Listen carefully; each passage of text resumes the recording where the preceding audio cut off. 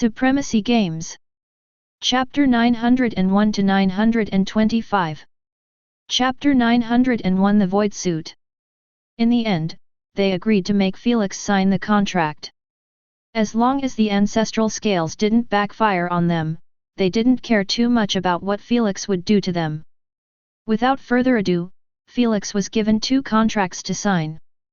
One for their deal and the other for his silence and promise. Felix signed them swiftly after checking for loopholes. Honestly, the dragons would never try to pull a fast one on him as their pride held them from so. Still, for such a big deal, it was never wrong to be extra caution.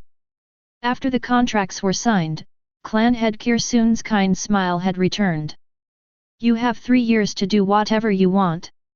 But in the last year, you will be required to pass our test and also join the team for training.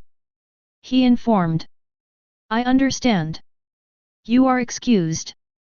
Felix nodded respectfully at all of them before jumping down the chair's top rail. Anastasia accompanied him silently, not knowing how to feel about how things developed. A week ago, she was stating that Felix would be embarrassed by royal dragons if he ever faced them. Now, he was part of her team and considered as their hope to win the ceremony. Sigh, I don't know anymore. In a short while, Felix returned to his room, not caring that his party was still ongoing. He had already gotten what he wanted from the party. As for Selfie, he told her about his recruitment to the team since there was no need in hiding it. He signed a contract to stay quiet about the ancestral scales, not the participation entirely.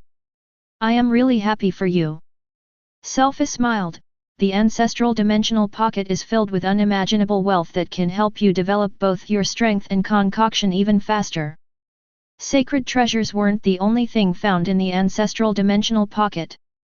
It was packed with extinct unranked natural treasures that reached even S-grade and unique materials never seen before. Everyone wanted a piece of it. Unfortunately, the ancestral dimensional pocket opened up after half a century passes and remain open for merely 7 days. There was a limit to the number of people that could access it since the dimensional pocket was considered as unstable. That's why the 4 clans were able to send only 5 members to represent them. I still need to pass a test after 3 years.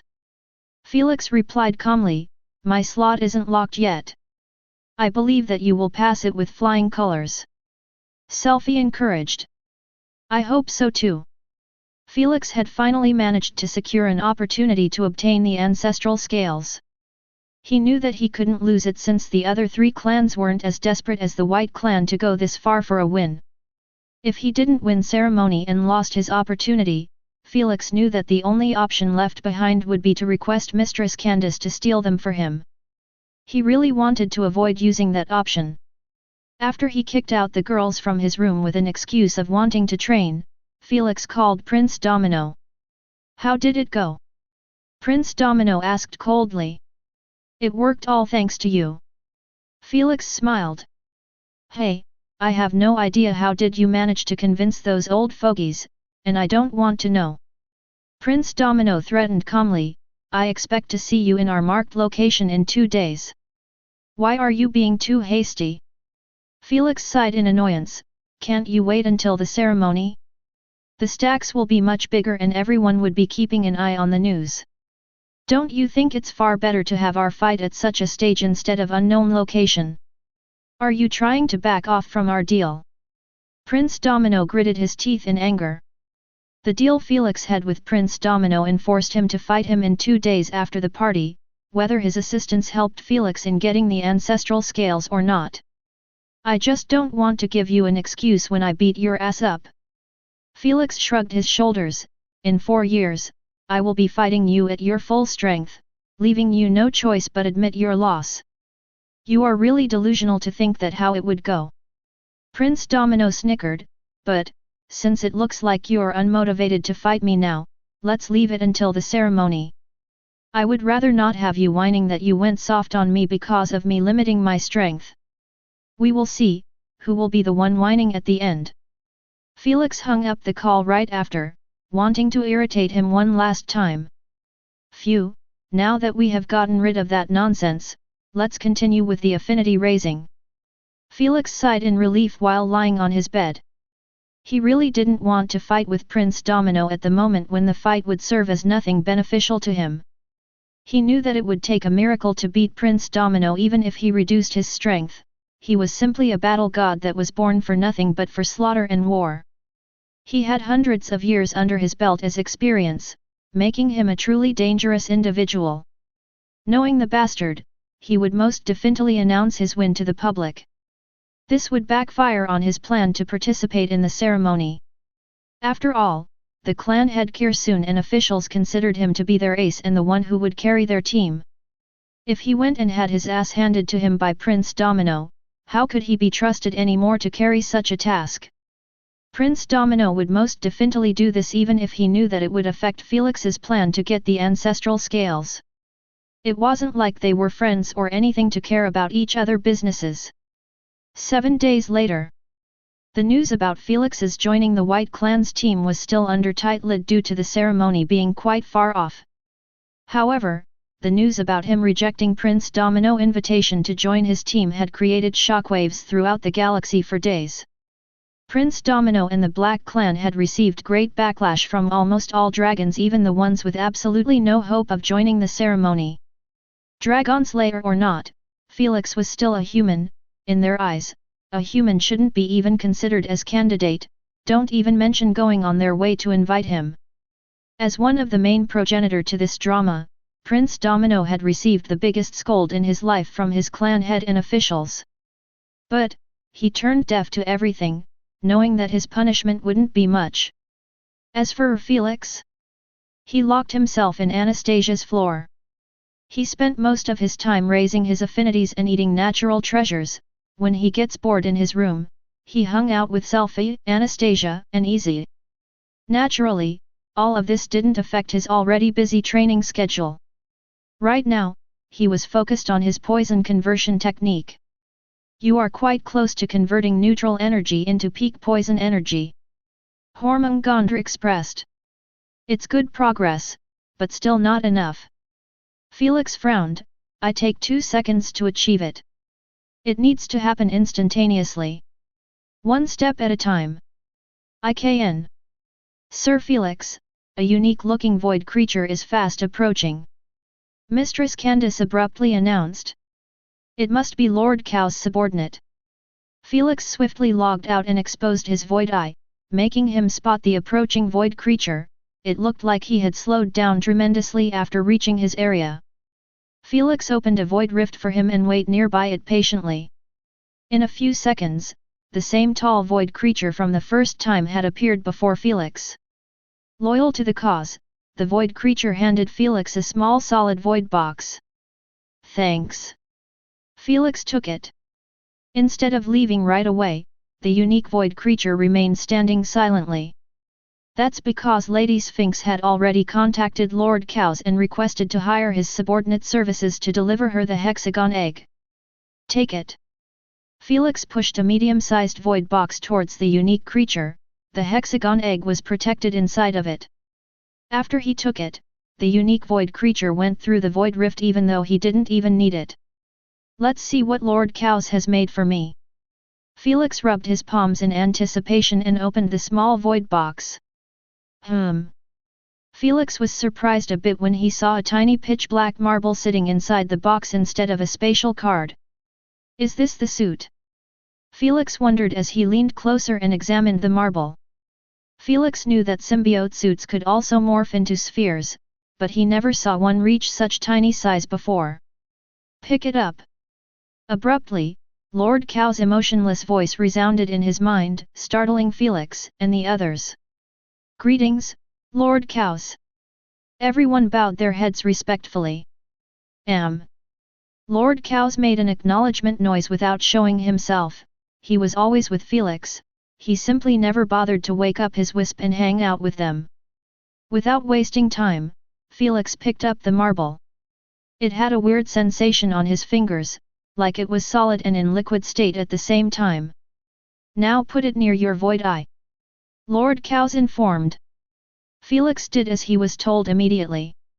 The moment the marble aligned with his void eye, it broke off its form and moved towards the void eye like a living creature. It was creepy and hair-raising, but Felix didn't make any sudden moves and simply watched the marble touch his void eye.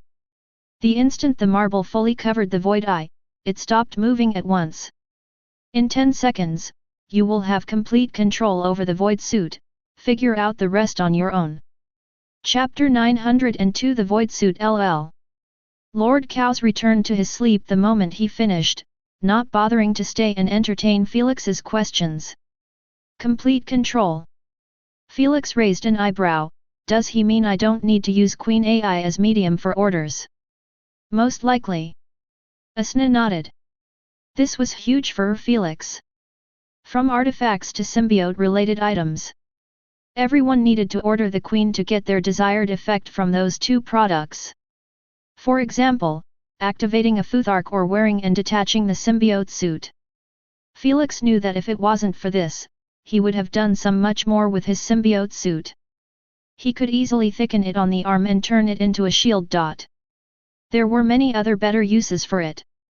Too bad, it was hard to go for them in the heat of the battle, where even a split-second decision would make a great difference.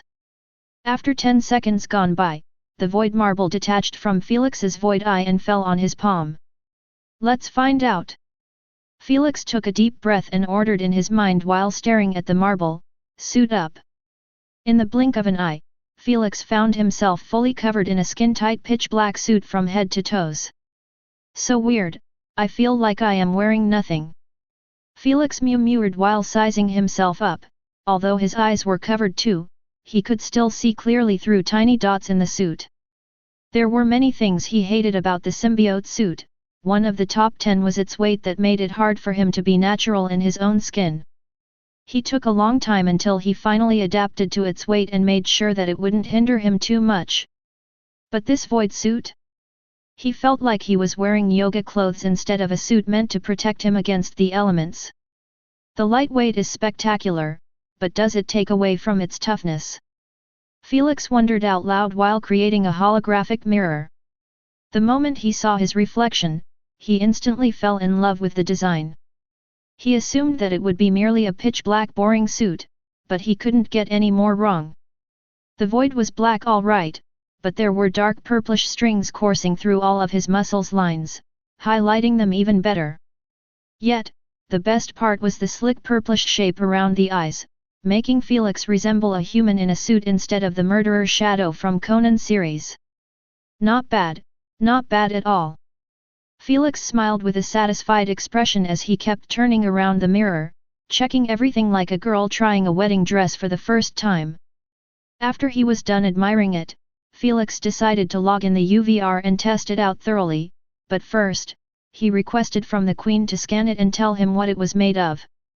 He wanted to ask Lord Chaos in details about it, but he had already returned to his slumber, making resort to Queen AI. Scan complete. Similar energy to void creatures detected, no further information. Queen disclosed monotonously. Void creatures? Interesting. Felix murmured, is it made from symbiotes or just normal void creatures? How was he able to make it immune to void energy? So many unanswered questions, he knew that even Lady Sphinx was unable to answer them.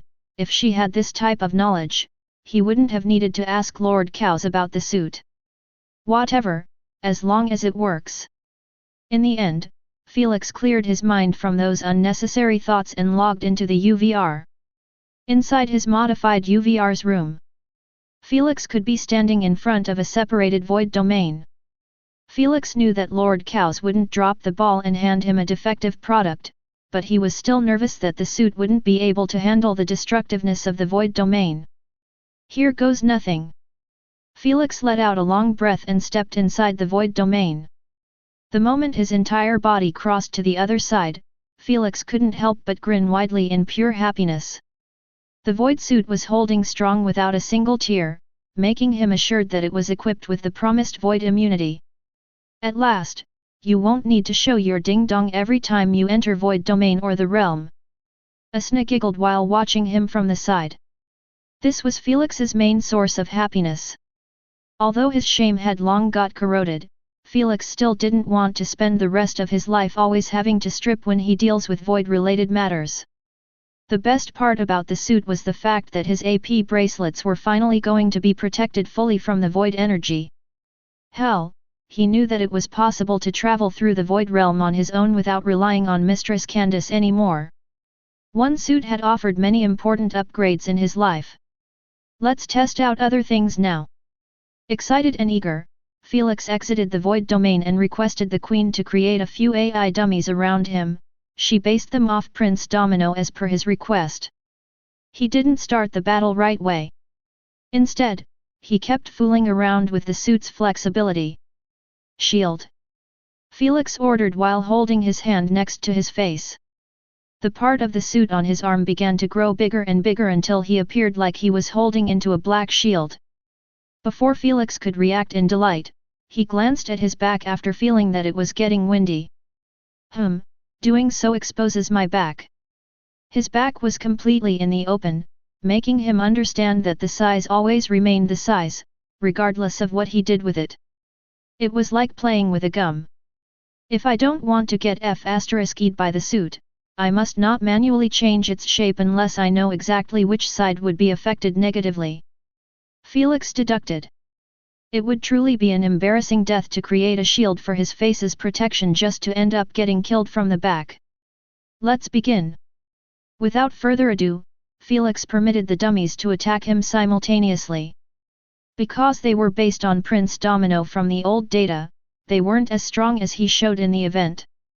Still, they managed to teleport next to him with a supernatural speed and swing at him with their dreadful sharp claws at his vitals. Reinforce vitals. Instead of evading, Felix ordered swiftly and held his grounds. Boom boom boom. The AI dummies all ended up bouncing back off him after their claws failed to damage his vitals. Though, the suit did end up shredded a little in the vitals areas, but it didn't take even a split second before it was restored to its natural appearance. Marvelous, truly marvelous. Felix paused the training with an odd expression. He kept touching the suit in the shredded areas, trying to locate a single tear or such, however, not a single cut was found. If this were the symbiote suit, it wouldn't repair itself for at least a few hours. I wouldn't feel bad even if I used a favor for it. Felix was truly more than pleased with the void suit, and he felt that it deserved more than a favor. If he had to rate it, he would place it even higher than his legendary Crescent Battleaxe. 1 month later, Felix could be seen sitting on his bed in a meditation position. Around him, there were mountains of blackened energy stones, filling almost the entire bedroom. For the past month, Felix focused purely on increasing his affinities ratings to the max while making sure to train with the void suit. Since his body was developed to a new height, he kept reaching 100% affinity rating of each element in 3 days max. I am finally done. Felix sighed in relief while stretching his arms behind his back. I should be the one stretching, you lazy pig. Asna cursed in annoyance. She really had been overworked for the past month as she needed to keep absorbing the energy stones and purifying them, then, feed the purified energy to Felix on daily basis. Stop whining, I will take you to a dinner later on. It better be just the two of us. Asna warned. I am not an idiot to bring you two again. Felix's eyelids twitched after recalling Asna's boldness in their last dinner. Sir Felix, now that you have finished with the affinities, what are you going to do? Mistress Candace asked. Felix rested his chin on his palm and replied, I have only one option at the moment, entering a long slumber. How long, though? As long as possible. Felix sighed. Felix knew that he had only 3 years before the test that would define his path forward in this galaxy. He didn't know what the test would be, but he knew that it was going to be extremely challenging. After all, the clan head wasn't retarded to hire Felix simply based on Prince Domino's words. Sure, he was swayed to make an offer to Felix, but it didn't mean that he would send him to the ceremony without making sure that he had what it took to carry his team. At the moment, Felix knew that his foundational strength was way below even the worst royal dragons.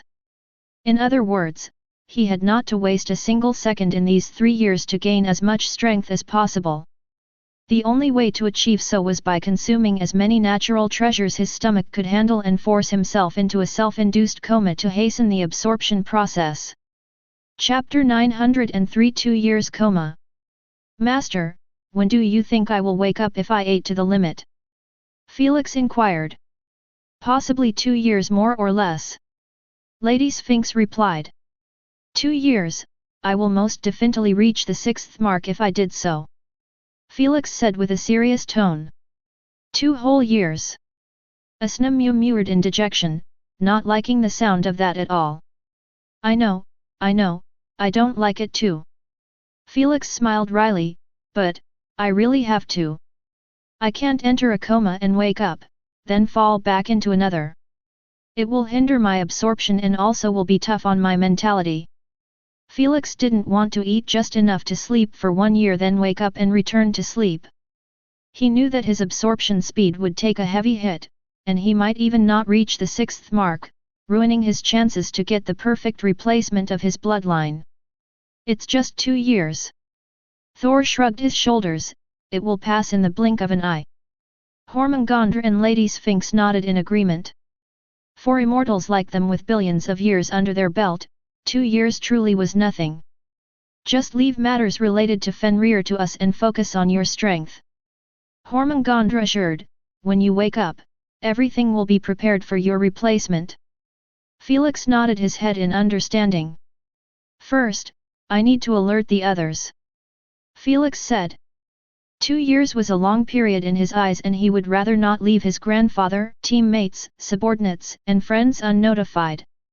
So, he wrote an email that emphasized that he would be unreachable for the next 2 years and if anything urgent came up, they must reach out to Malak. She was considered as the head to his subordinates and in his absence, she would naturally take helms over him. As for the Federation, Felix knew that he wouldn't be needed for the next few years. The Federation was being led by true political leaders, who knew how to run a federation much better than him. Since he had given them the agendas to work on, he wouldn't be needed until they finished all of their targets and required new directions to move on. As for his Earthling team? With Noah's new complete bloodline, Felix believed that he would lead them to a new height without him. Now, I just need to deal with Selfie. Without an ounce of hesitation, Felix left his room and went to Selfie's room. As he expected, he found Anastasia hanging out with her. You finished your training? Selfie's eyes lighted up after seeing Felix's unexpected visit. Something like that. Felix nodded. We were just going to be having dinner, want to join? Anastasia offered. I already have a prior engagement. Felix shook his head before coming clean. I came here to let you know that I will enter a closed-shut training for the next 2 years. Hey? What does that mean? Selfie's bright eyes dimmed down, having a bad feeling about this. I won't be reachable neither in real world nor the UVR. Felix said calmly. But why? Selfie retorted, breaks are a must during even intense training. It would have been much easier to tell them that he would be in a self-induced coma, but Felix knew that it would raise even more questions. The last thing he would do in this galaxy was expose the fact that he could devour natural treasures to increase his strength. It's my master's decision. They felt that I have been wasting too much time on earthly matters. Felix used his masters as a shield, knowing that Selfie would never dare to question primogenitor's decisions. I see. It's a smart decision. On other hand, Anastasia was pleased with Felix's closed training. Now that he was going to be a member of her team, it would be more beneficial for her if Felix gotten even stronger. See you girls in 2 years. Felix said his goodbyes and returned to his room, not planning on comforting Selfie. He knew that the nicer he treated her, the more attached she would get to him. Boundaries must be kept and respected if he wanted to avoid Asna's wrath. Some time later, Felix was sitting on his bed while having tens of containers stacked in front of him. He had just logged out after having dinner with Asna. Knowing that a marathon of inedible food awaited him, he made sure to cleanse his palates with the most delicious dishes in the universe. Here we go. Felix took a deep breath and opened the containers one by one while throwing the lids away. Then, he picked the natural treasures with both of his hands and started shoving them down his throat with a twisted expression. The taste was simply unholy and would make anyone gag the moment the natural treasure touched their uvula. Still, Felix tightened his eyes shut and kept swallowing anything that entered his mouth. He had no issues with the soft-based natural treasures as he could easily swallow them in less than a second. Alas, there were many solid natural treasures that forced him to keep chewing over and over until he was left with either throw it up or swallow the mesh forcefully. "Keep it up, lad, keep it up." Thor and other tenants cheered for him. 10 containers, 20 containers, 40 containers, 50 containers. The moment Felix devoured 50 natural treasures, he was hit with a sudden strong wave of exhaustion, like his body was begging him to stop and simply sleep. Nevertheless, Felix fought through the sleepiness and actually hastened his eating speed. Not yet, not yet, not yet. He knew that the moment he gave up to the sleep, he wouldn't wake up again for probably a year or more. This wasn't his limit yet. 60 containers, 80 containers, 90 containers, 100 containers. With great difficulty and through sheer will, Felix swallowed the last natural treasures before his vision went black immediately. Thud. He fell hard on the empty containers and remained lying on them without moving a single inch. If it wasn't for his shallow breathing and bloated stomach raising and falling, the tenants would have gotten worried. Madlad, he really ate 100 natural treasures in one sitting. Thor chuckled with a pleased expression. He exceeded the limitation I set for him. Lady Sphinx commentated with a faint smile, I based my previous calculation on him being able to toughen through only 80 natural treasures. What does that mean? Asna's expression turned sour immediately, knowing that her words didn't spill well. He will most likely remain in a slumber for 2 years and a half at minimum. Lady Sphinx answered. Phew, that's good. Asna sighed in relief. She had no issues with waiting another half a year, she was merely worried that Felix might oversleep and miss out on his test. Candace, take care of him. Lady Sphinx ordered calmly. Will do. Mistress Candace nodded and emerged next to Felix from the Void Realm. She picked him up and placed him inside the UVR pod, then, she cleaned the room and returned to the Void Realm. This wasn't the only thing Mistress Candace was responsible for. She was going to be bathing him every so often in that special liquid that was able to seal one of his inscriptions temporarily. Additionally, she would be the one feeding Nimmo and keeping him company. Now, it's up to us to convince Fenrir on dropping his weapon down. Thor disclosed with a stern tone. Speaking of which, how is the other kid doing? Hormungandr asked. He is settling quite well. Lady Sphinx replied. Noah had already arrived at Lady Sphinx Castle in the Witch Empire without an issue. So far, Lady Sphinx was simply helping him with his integration to hasten it a little, since he was still at 30% or so, it would take a while before Fenrir get awakened at 99%. Chapter 904 Waking Up Fenrir. 3 months later. Inside Felix's previous room within Lady Sphinx's castle, Noah could be seen sitting on the ground with just pairs of shorts. He was sweating buckets all over his body, drenching him completely. His head was lowered and hidden under his breathtaking icy blue hair, making it hard to see his expression. Good job, kid, you have worked hard. Lady Sphinx's calm voice resounded in his mind, praising him over his efforts. He ought to be praised as he had finally reached 99% in his integration in mere 3 months. This entailed that he was integrating with 2% every 3 days without taking a break. Silent as always, Noah nodded his head in appreciation and reached out to a towel near him. Then, he wiped his sweaty face with great difficulty, finally exposing his frigid and stunning pale face. If it wasn't for his deadpan expression, he would have truly resembled Prince Charming from a fairy tale. Go take a shower and leave the rest to me. Lady Sphinx disclosed while sitting in his consciousness space all by herself. Even though no one was here, she was sitting on a table with 2 chairs and 2 cups of wine served. "Fenrir, I know that you have awakened," Lady Sphinx requested while extending her hand at the chair next to her. "Come join me and I will clear the fog from your mind." Silence, dreadful silence was the only thing that replied to her answer. Still, Lady Sphinx refrained from speaking any further. She simply kept sipping from her wine glass while reading a book. The moment she tried to flip a page, a chilly cold breeze passed by her fingers and flipped the page for her.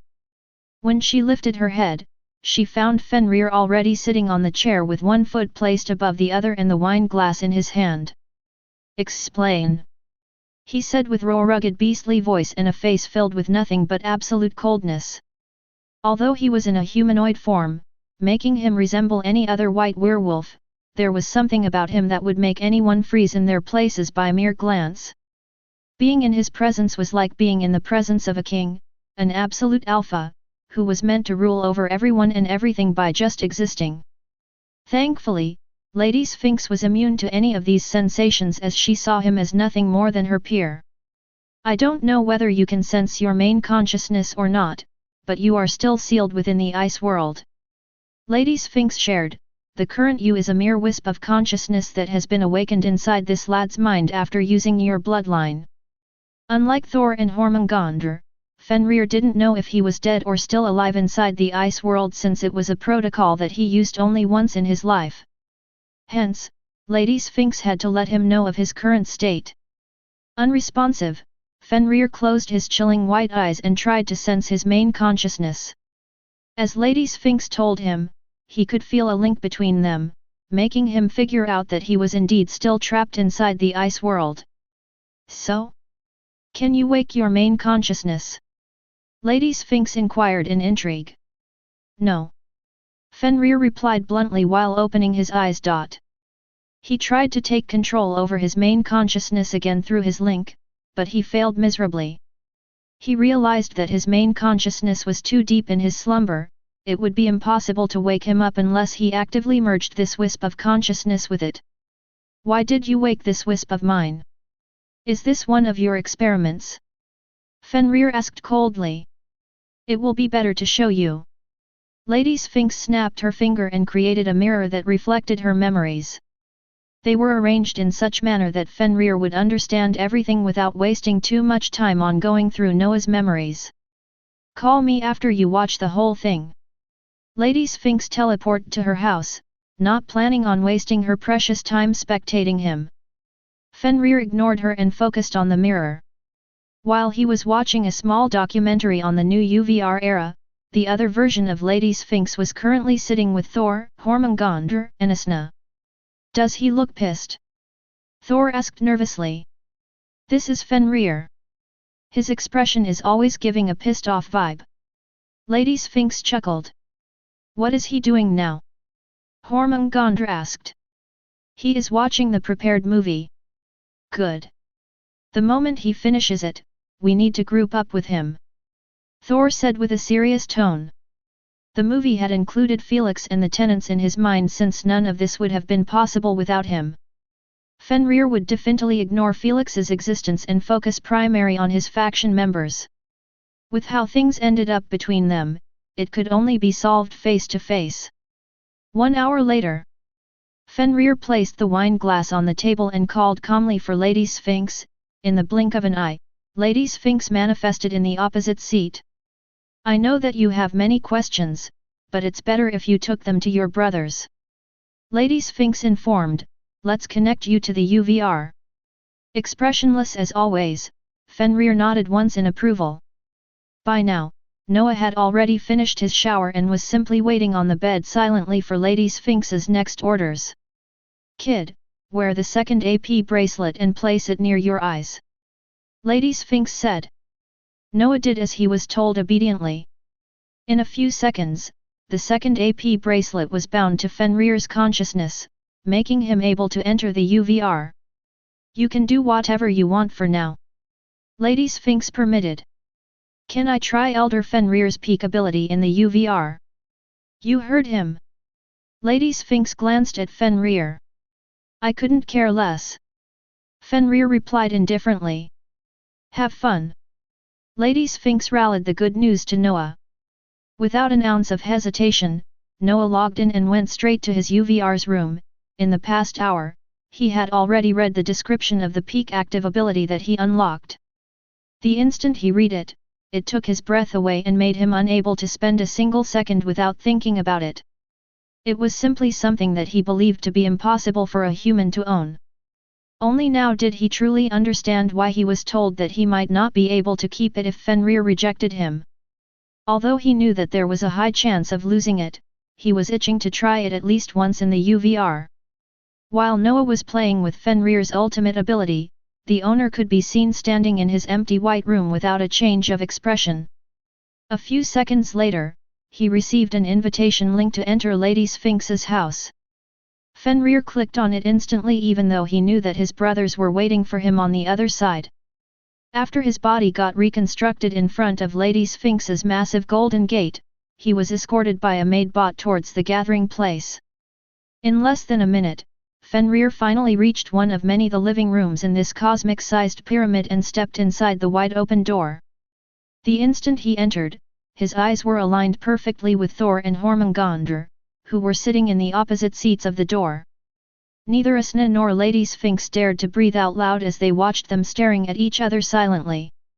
Even though no words were exchanged, their eyes were filled with various emotions, ranging from guilt, regret, sorrow, remorse, self-reproach. Surprisingly, Fenrir wasn't displaying a single ounce of anger or hate as everyone anticipated. In fact, he was showing a single emotion through his lifeless cold eyes: relief. Chapter 905 The Reunion. Thor and Jormungandr were truly thrown off guard by Fenrir's relieved expression. They knew that their brother was easily pissed off even though he was supposed to be as chill as ice. With how things ended up between them, they wouldn't have surprised if he lunged at them and started beating the living shit out of them. Is this a scheme to get us close? Thor murmured next to Jormungandr. Most likely. Jormungandr supported. I can hear you, bastards. Fenrir's eyelids twitched in irritation while approaching them. Thor and Jormungandr stood up immediately and tightened their shoulders, expecting at least a punch or two for their betrayals. However, when Fenrir reached them, he extended his arms widely and hugged them both at the same time. Fenrir. You. I thought I will never meet you again. Fenrir tightened his grasp on their shoulders, making them feel like he was afraid that they would disappear on him.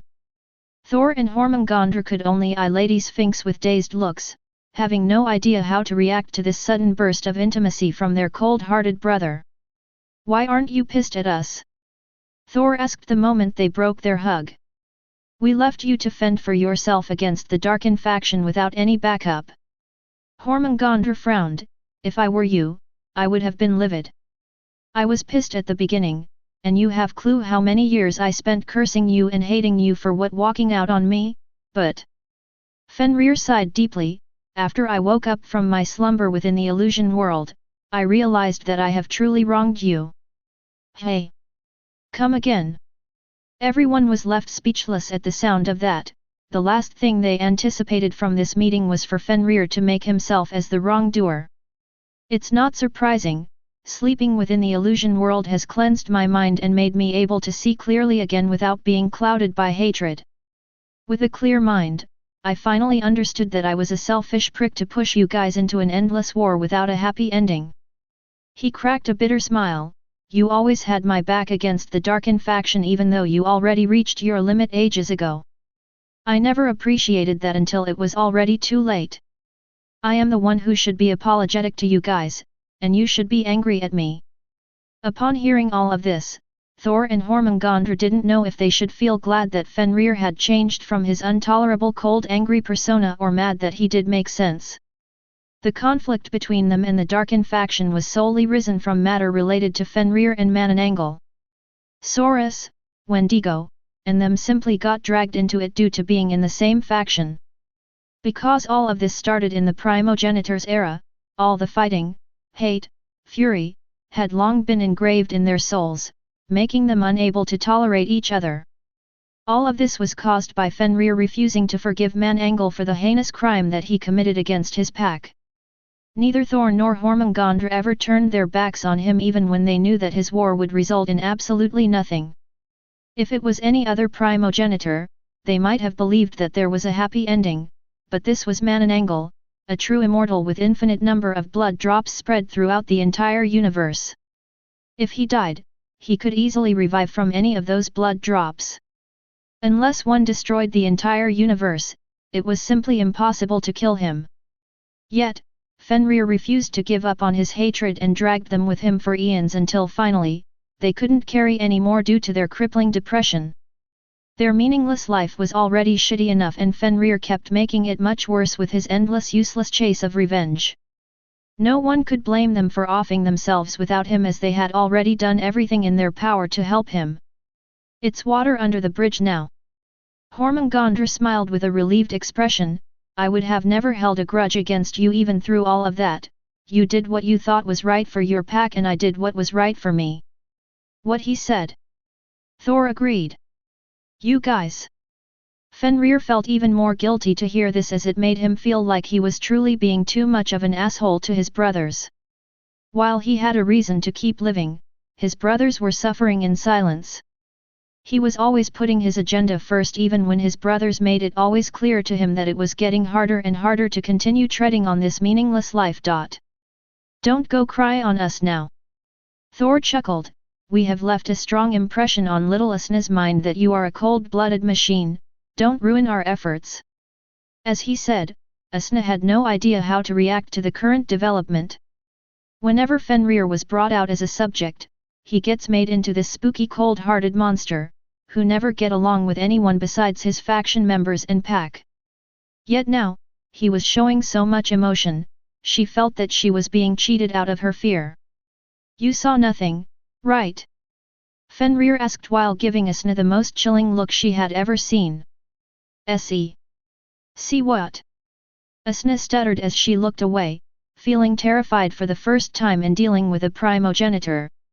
Hormungandr, Thor, Lady Sphinx, and even Lord Kaus, none of them gave off the same predatory vibes as Fenrir, making her feel like her life would truly be taken if she ever crossed him. Stop bullying her and tell us what happened after we were gone. Thor asked with a curious expression. We heard about your ending from Lady Sphinx, but I would like to hear the details. Everyone knew that Fenrir got surrounded by the Darkin faction and forced into hibernation within his ice world, but no one knew exactly how it happened. The Darkin faction refused to tell anyone about their battle. There is nothing much to tell. Fenrir shared briefly. After I woke up from my slumber in the illusion world, I decided to settle down and try to live my life without seeking my revenge. Too bad, those bastards didn't share the same sentiment. They have stalked me for a long while until I finally let down my guard and got my ass ambushed by all three of them together. I did my best to escape from their grasp, but their ambush was simply too perfect. Fenrir smiled wryly.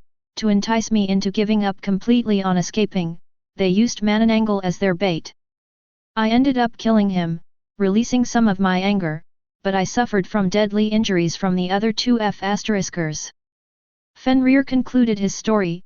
Knowing that it was hopeless to run anymore, I used my hibernation protocol that froze everything around me, making it impossible for them or their abilities to get close without being frozen. You guys know the rest. At least you killed that blood-sucking vampire once. Thor praised. Did it make any difference? Fenrir smiled bitterly. He revived to his peak form in a few years at best while I ended up being sealed for ages within the ice world. It was truly not a worthy trade at all. I hope that didn't make you give up on your revenge. Hormungandr smiled coldly, because we are not planning on letting them walk away freely after almost killing you. Indeed. Thor affirmed with a stern tone. Now, this is 100% our fight, and we won't stop until we have them all turned into cosmic dust. Fenrir was left somewhat at a loss for words. In the primogenitor's era, they were always begging him to just let go of his hatred and focus on other matters. But he refused vehemently. Now, that he had finally decided to give up on it, his brothers were the ones actively seeking to *ck up the Darkin faction. How the tables turned. How exactly are you planning to achieve this? Fenrir wondered, aren't you guys mere wisps of consciousness too? You are within your right to feel skeptical, but hear us out. Thor shared with a confident tone, we have taken a student and bestow our elemental manipulation on him. So far, he hasn't disappointed us once, and based on his potential, we believe that a chance does exist for him to defeat or even kill the Darkin faction members. You guys serious? Fenrir was startled. Lady Sphinx's prepared movie didn't include too many things related to Felix, since she believed that it would make more sense to hear everything from them. So, he ought to be surprised to hear that his brothers had already given their elemental manipulations. You will understand if you met the kid, Thor assured. Where is he, then? Fenrir asked. He is in a self-induced coma to increase his devourer's marks. Thor coughed. Fenrir looked at them speechlessly. Chapter 906 Change of Plan. I know what you are thinking, but trust me, he is the real deal. Jormungandr came to save the day by displaying a holographic list with all of Felix's perks that defined his infinite potential. Interesting, he is capable of holding into more than one elemental manipulation and also owned a devourer's heart. Fenrir raised an eyebrow a little. He knew that having devourer's heart was enough to help Felix reach the same ranks as the primogenitors in terms of physical strength, as long as he carried on increasing his marks continuously. The multiple manipulations and ability to inherit ultimate abilities from primogenitors ensured that he would be the most versatile being in the universe. The fact that he was a human gave him the freedom to go further and beyond, since there were no chains placed on him. I gotta admit, he does have the potential to reach new heights. Fenrir frowned, but potential will always remain untapped if the owner didn't live up to it. Does your student live up to it? See for yourself. Thor displayed another hologram that showed Felix's struggles from the moment he met Jormungandr to this day. When they were gathered and edited like this, it showed everyone that Felix had truly walked through molten rocks to reach his current height. The shit he went through was unimaginable to anyone if they didn't see it for themselves. Not bad.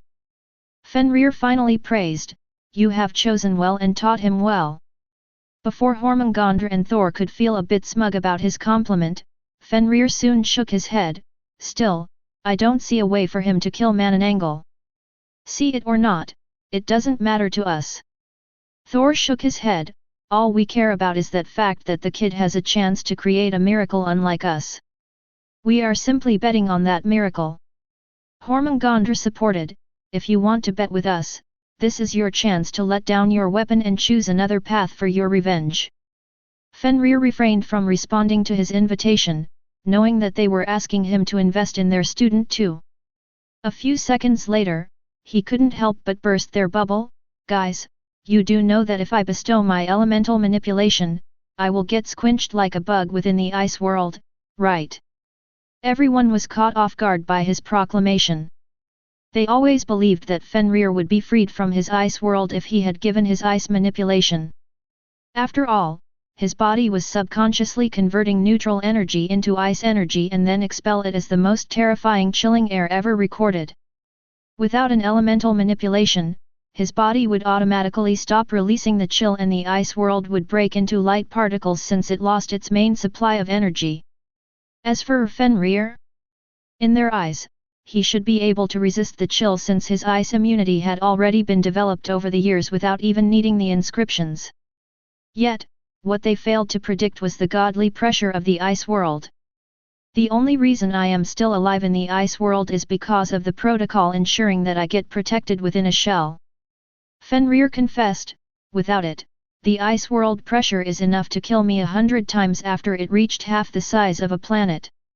Now that the ice world was as big as an actual star, God knows what would happen to Fenrir if he lost his protection. Sure, he was immune to ice, but not its weight when it had the size of a star. We truly haven't thought of that. Thor frowned, we desired your manipulation for Felix, but if it is going to result into your death, we would have never suggested it. Indeed. Hormungandr nodded with a serious expression. Forget what we said. We can talk about it later on when we free you from the ice world.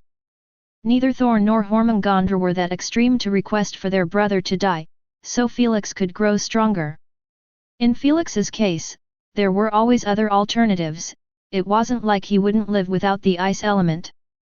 I don't really mind doing it, though. Fenrir shared casually, I am semi-dead already. Absolutely not.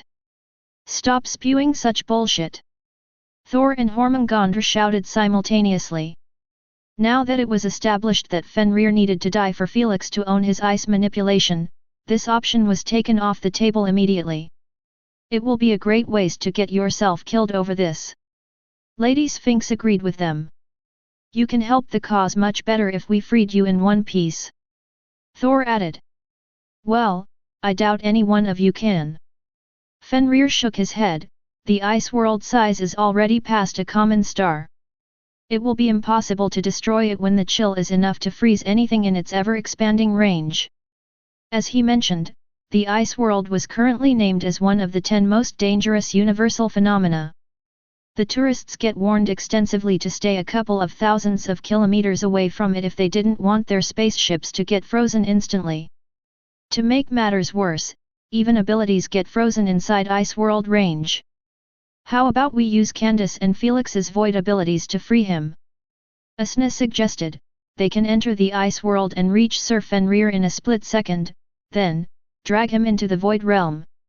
I doubt he won't be tough enough to survive a few seconds in the void realm. That could work. Thor supported her plan, knowing that void and space abilities were the only thing capable of extracting Fenrir from the ice world. Better yet, why don't we deliver Fenrir's wisp of consciousness to the main body through the void realm? Lady Sphinx proposed calmly. Now we are talking. Hormungandr nodded.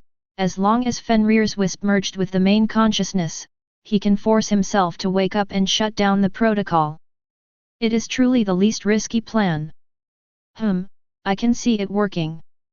Fenrir knitted his eyebrows, but, who will deliver the wisp of consciousness? He will need to have ice immunity if he doesn't want the chill to kill him instantly. Obviously, a direct contact between the holder of the wisp and the main body had to be there for the process to work. It's gotta be Felix. Asna said, he is the only one with void immunity and can obtain ice immunity through your bloodline. Both immunities must exist for the plan to work. This is getting tricky. Thor massaged his temples. He knew that if they went for this, Felix had to use Fenrir's bloodline. He felt that it would be a great waste in both scenarios. If Fenrir bestow Felix his elemental manipulation even though he had been freed from the ice world, it wouldn't make much sense. They had no issue with Felix getting Fenrir's ice manipulation when he was sealed in the ice world since they believed that by doing so, they would free their brother too. It was a win-win situation. But now? They didn't feel thrilled by the thought. On the other hand, Felix's future would get F***ed if he decided to save Fenrir, knowing that he wouldn't expect his ice manipulation. As I said, I don't mind bestowing the kid my manipulati. No is a no. Thor eyed him sternly. It's much better to have you backing him up with your full strength than act as mere spectator like us.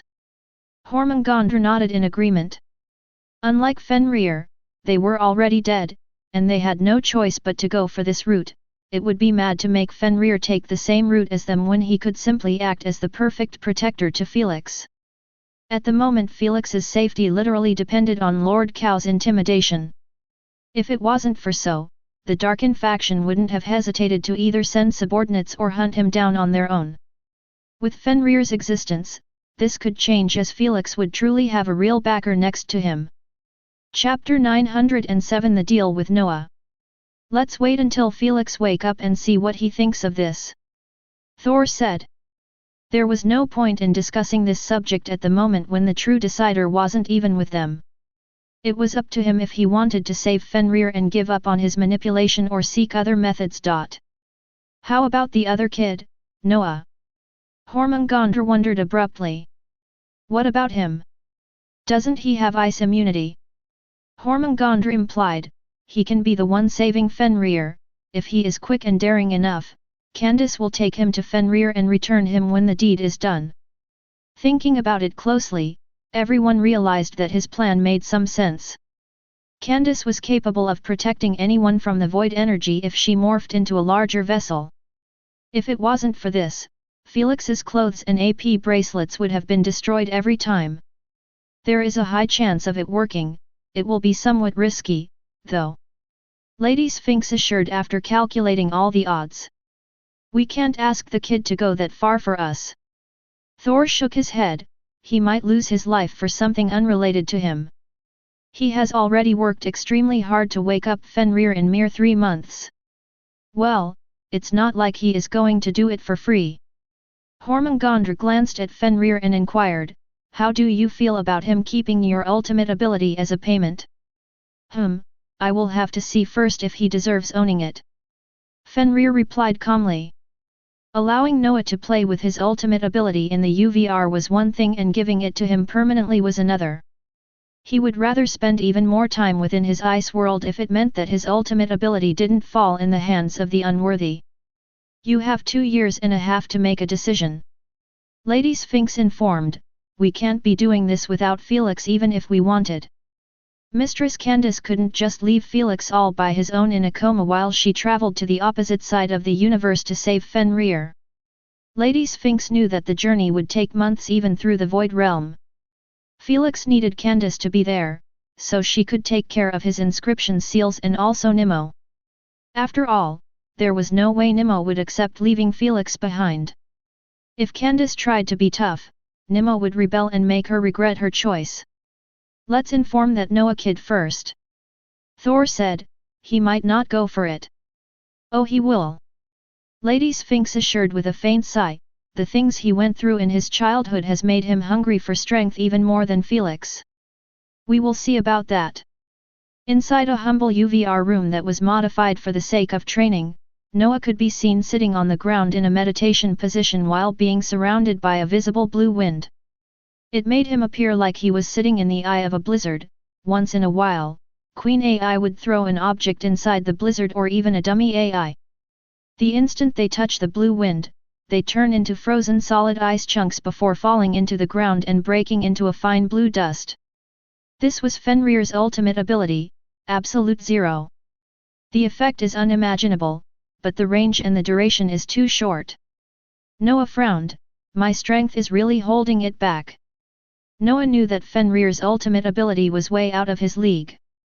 Based on the details he read after unlocking it, he understood that the blue chill was capable of freezing even space itself. Unfortunately, because of his low energy capacity, he wasn't capable of reaching that height yet. Ti ring. Suddenly, Noah received an invitation to enter Lady Sphinx's house. Without being told what to do, Noah pressed accept instantly. In a short while, Noah joined the party in Lady Sphinx's living room. Noah nodded respectfully at everyone, not feeling intimidated by them this time.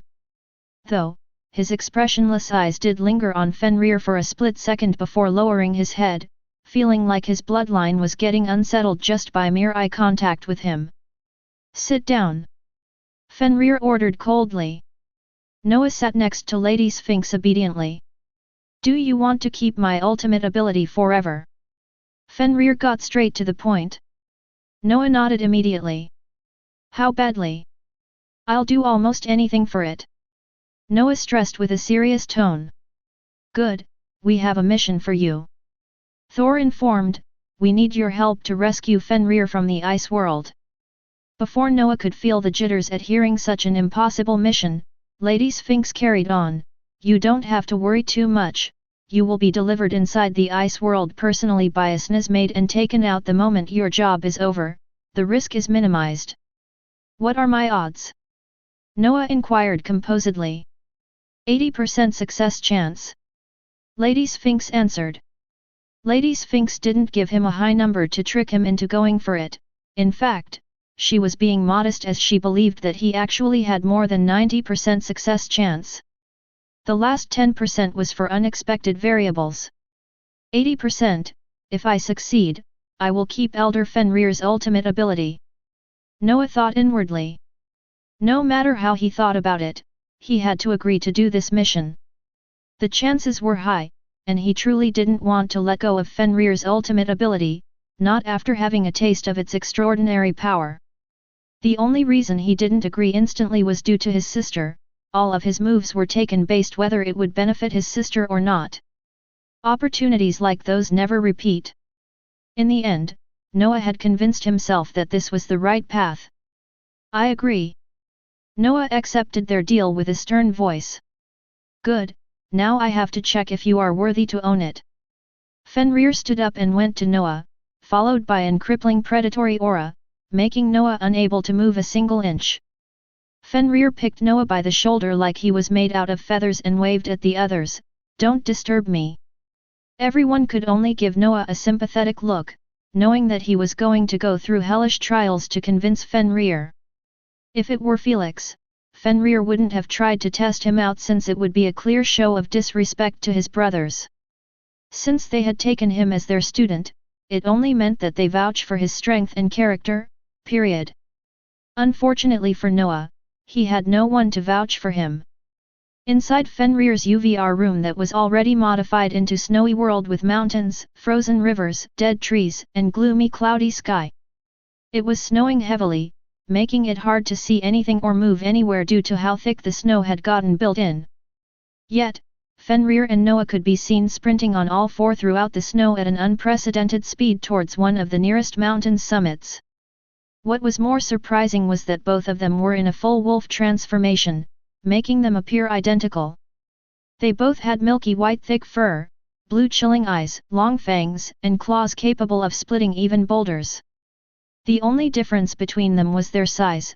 Fenrir was big enough, Noah appeared like a pup following his parent. In a few moments, they reached the mountain's summit. Fenrir went to the corner of the mountain that was peeking at an invisible abyss created from the snow blizzard. He sat on all four and stared at the humongous moon-white shadow behind the clouds. Sit. Noah sat next to him and eyed the moon silently with his bestial blue eyes. He knew that his energy was thinning out fast due to his Fenrir's semi-morphing active ability, but he refrained from saying anything. Kid, you have 1 year to convince me that you are an asset to my pack. Fenrir spoke coldly without glancing at Noah. Pack. Noah raised an eyebrow in surprise, not expecting that he would have a chance to join Fenrir's pack. He knew that wolves valued nothing more than their pack. Chapter 908 No Excuses. They would fight and die for it without betting an eye. Winter wolves and werewolves around the universe were all parts of many packs. Sure, there might be some lone wolves here and there, but they were considered as the exception to the exception. Not being in a pack simply meant having no protection even with your own race, making you a target to almost anyone. Even the Queen AI had no say in it since this was cultural related. This signified that the moment a werewolf or winter wolf get born, he automatically joins his parents' clan. He only gets the option to choose if he wanted to stay or replace it after he reached adolescence. One would think that every wolf would be loyal to his birth pack and stay in it regardless of what, but one couldn't get any more mistaken. Gone were the days of absolute loyalty to the packs. Now, it was all about selecting the best and strongest pack around.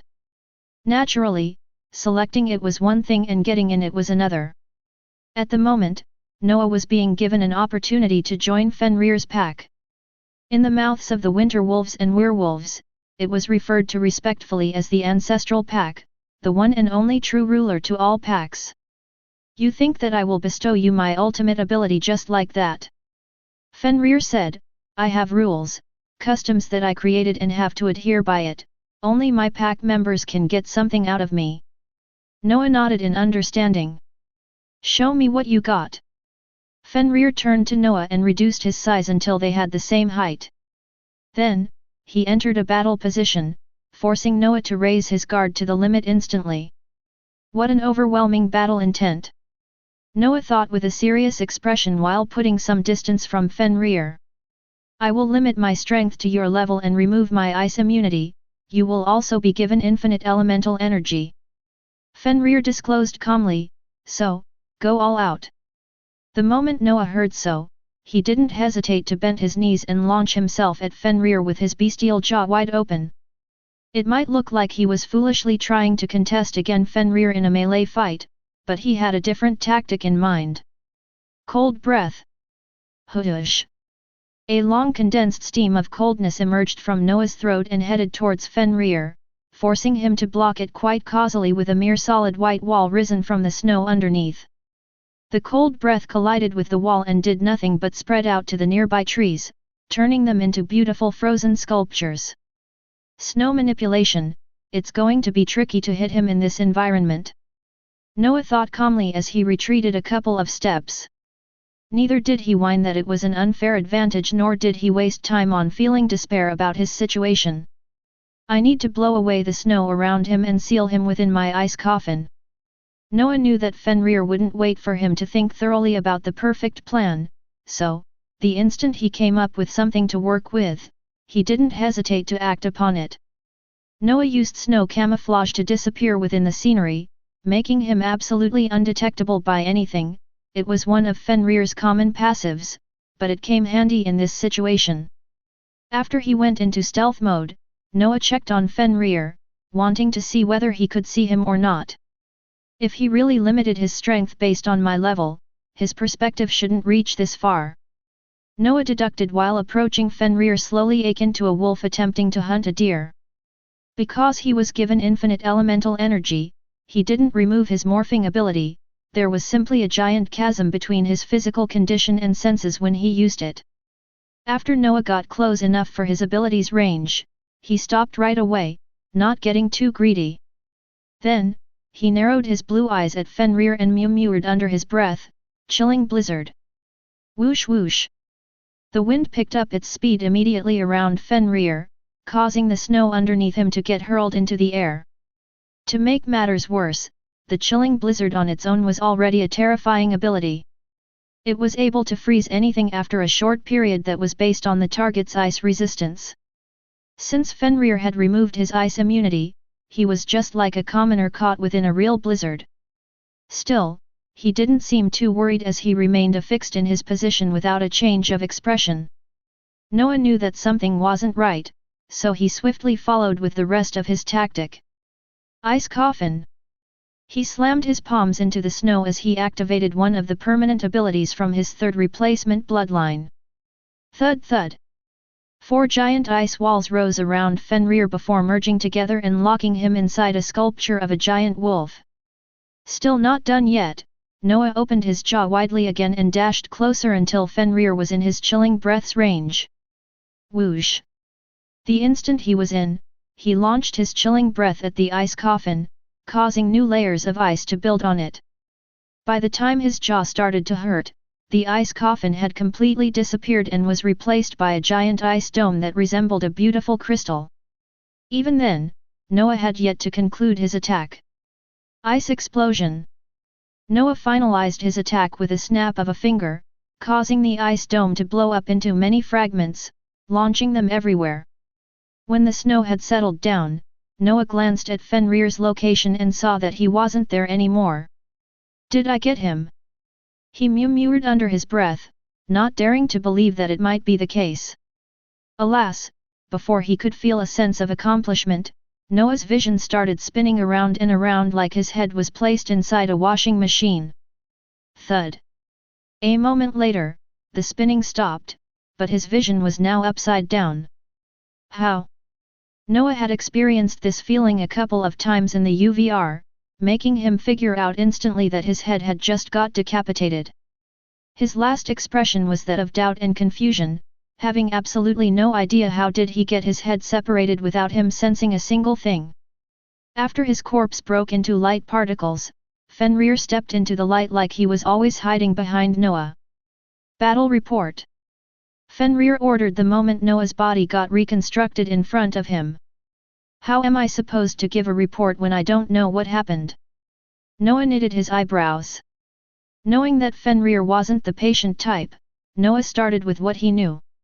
I created a strategy that was based on your imposed weaknesses. Blizzard to hinder your vision and also keep the snow away, ice coffin to lock you in, and ice explosion as last deathly blow. I don't know how did everything land on you, yet you managed to sneak up and decapitate me. I didn't use anything that you don't already own. Fenrir stressed, now, think again. He used only my abilities to achieve this. Noah was startled at first, thinking that couldn't be right. But, when he gave it a portion of his mind, he finally figured out Fenrir's counterattack. Snowman mimicry.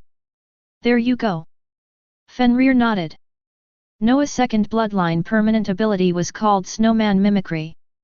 It was able to create a stationary snow figure that was identical to the owner. It wasn't that useful without coverage since everyone would be able to spot the owner next to the copy. Noah figured out that when he used his chilling blizzard, Fenrir used the snow mimicry immediately and escaped from underneath the thick snow without leaving a single trace. It was too easy if he used snow camouflage. The moment he escaped from the blizzard storm, he circled him and waited for him until he dropped his guard when he believed that his ice explosion had succeeded in killing him. Amazing! Noah could only stare at Fenrir with eyes filled with awe. Except Felix, Noah had never looked at anyone else with this sort of gaze ever since his parents' death. Do you have any excuses? Fenrir asked calmly. No. Noah tightened his fists and requested, can I have another go? How could he have an excuse when Fenrir used two of his abilities to take him down? He didn't even bother to use his ice manipulation. You can have as many chances as possible during this year. Fenrir smiled coldly, just know this, as long as you don't defeat Chapter 909 A Nightmarish Childhood L. The next morning, Noah logged in immediately and went to Fenrir's UVR room. Unlike yesterday, the sun was out and shining through the cracks of the clouds, giving a new sense of life to this dreadful snowy environment. Yesterday, he had fought against Fenrir until he lost count. In every battle, he never touched Fenrir or posed some sort of threat to him, this outcome while Fenrir had limited his strength to the level of Noah. It could be said that he had less than 0.0000001% of his original strength. Nevertheless, Noah wasn't discouraged at all since he learned a lot in every battle and felt himself improving rapidly. Today he came early in the morning, hoping for new rounds. He is up there again. Noah raised his head and squinted hard at the peak of the highest mountain in this room. At the edge, Fenrir was spotted sitting in his humanoid form while staring at the sun. Noah morphed into a white wolf and started climbing the mountain at an abnormal speed. In a few minutes, he reached the top and approached Fenrir from behind.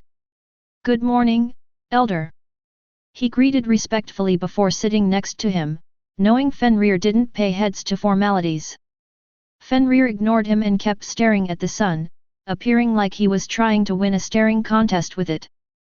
Noah returned to his silent self and observed the sun with Fenrir.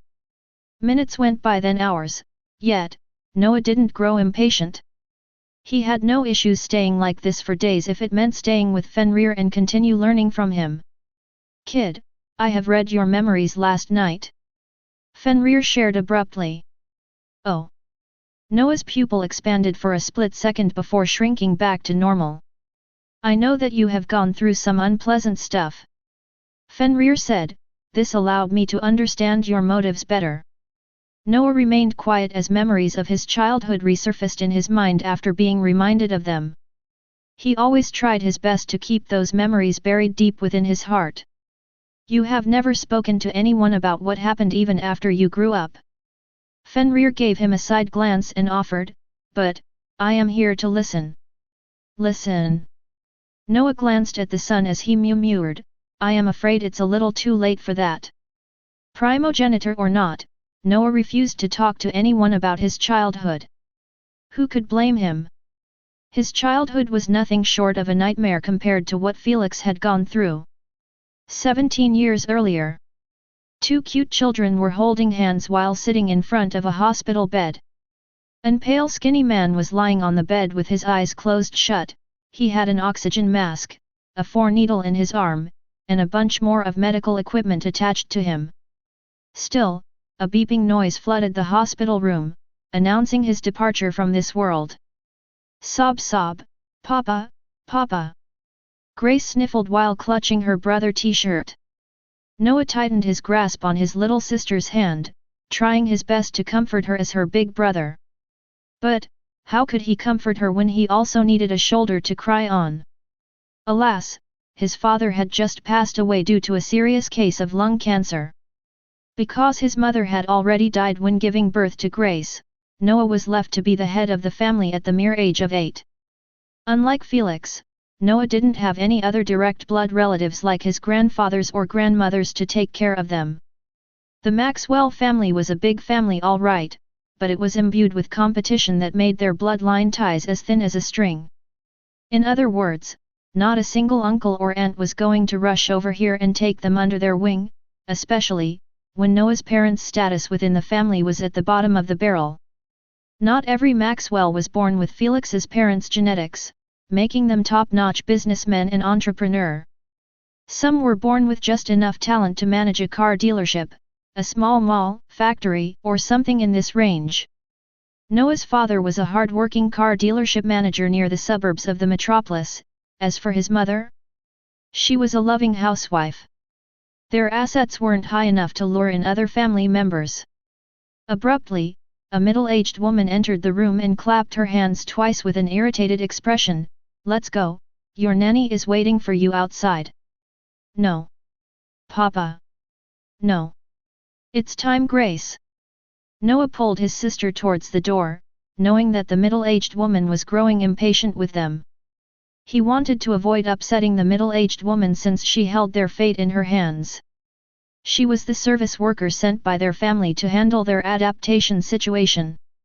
Usually, orphaned children get either picked up by one of the family members or sent to foster homes under their wing.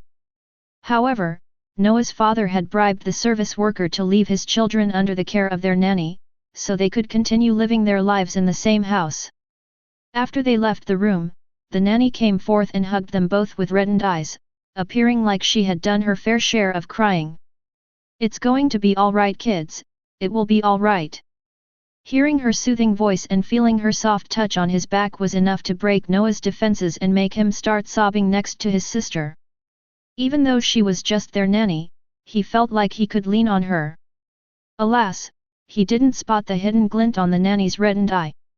After Noah and Grace were dropped off at home, the nanny tucked them in their beds as they were too tired from all that crying. The nanny closed the door and went to sit on the living room couch in silence. She simply kept looking at the walls and furniture with a pleased expression. "That old turd has finally kicked the bucket." The nanny smiled widely while touching the soft texture of the couch. "This is all mine, all mine." Noah's father would have never expected that the trusted and caring nanny he hired in the past 6 months was an actual opportunist. "It's been a hellish 6 months with that scrawny geezer breathing down my neck." The nanny raised her feet and placed down on the table. "Now, I can do what the hell I want." To keep her as a full-time nanny until his children reach adulthood, Noah's father had signed off this property in her name and also made it possible for her to get a monthly salary from his fund in that duration. In fact, she even had a bit of gain from his will, all of this to make her feel comfortable taking care of his children since he was literally asking her to be their guardian. Alas! Human's nature was hard to predict even for normal people, don't even mention a very ill man on his last year. 1 week later after the funeral ended, Noah finally started to spot some irregularities from his nanny. She started to scold them a lot for the little things, force them into bed 2 hours before bedtime, so he could go out and have fun, then return late at night. She rarely woke up in the morning anymore, forcing him to be the one preparing his sister for preschool. Because he was merely 8 years old, the only thing he could offer for food was cereal with milk. Still, Noah didn't complain, he was satisfied with just living under the same house with his little sister. Alas, he was too naive for his own good. Days went by, then months, the caring nanny was nowhere to be seen. What was left behind was a hideous witch, who was easily irritable and had no qualms with resorting to violence to vent her anger. Smack! "Didn't I tell you to not make noise when you are washing the dishes in the morning?" The nanny cursed furiously with reddened tired eyes after slapping Noah right in the face. "Sorry. Noah lowered his head while holding his cheek. F***ck sake, don't be sorry, be better. The nanny cursed loudly one last time before returning to her room. Thud.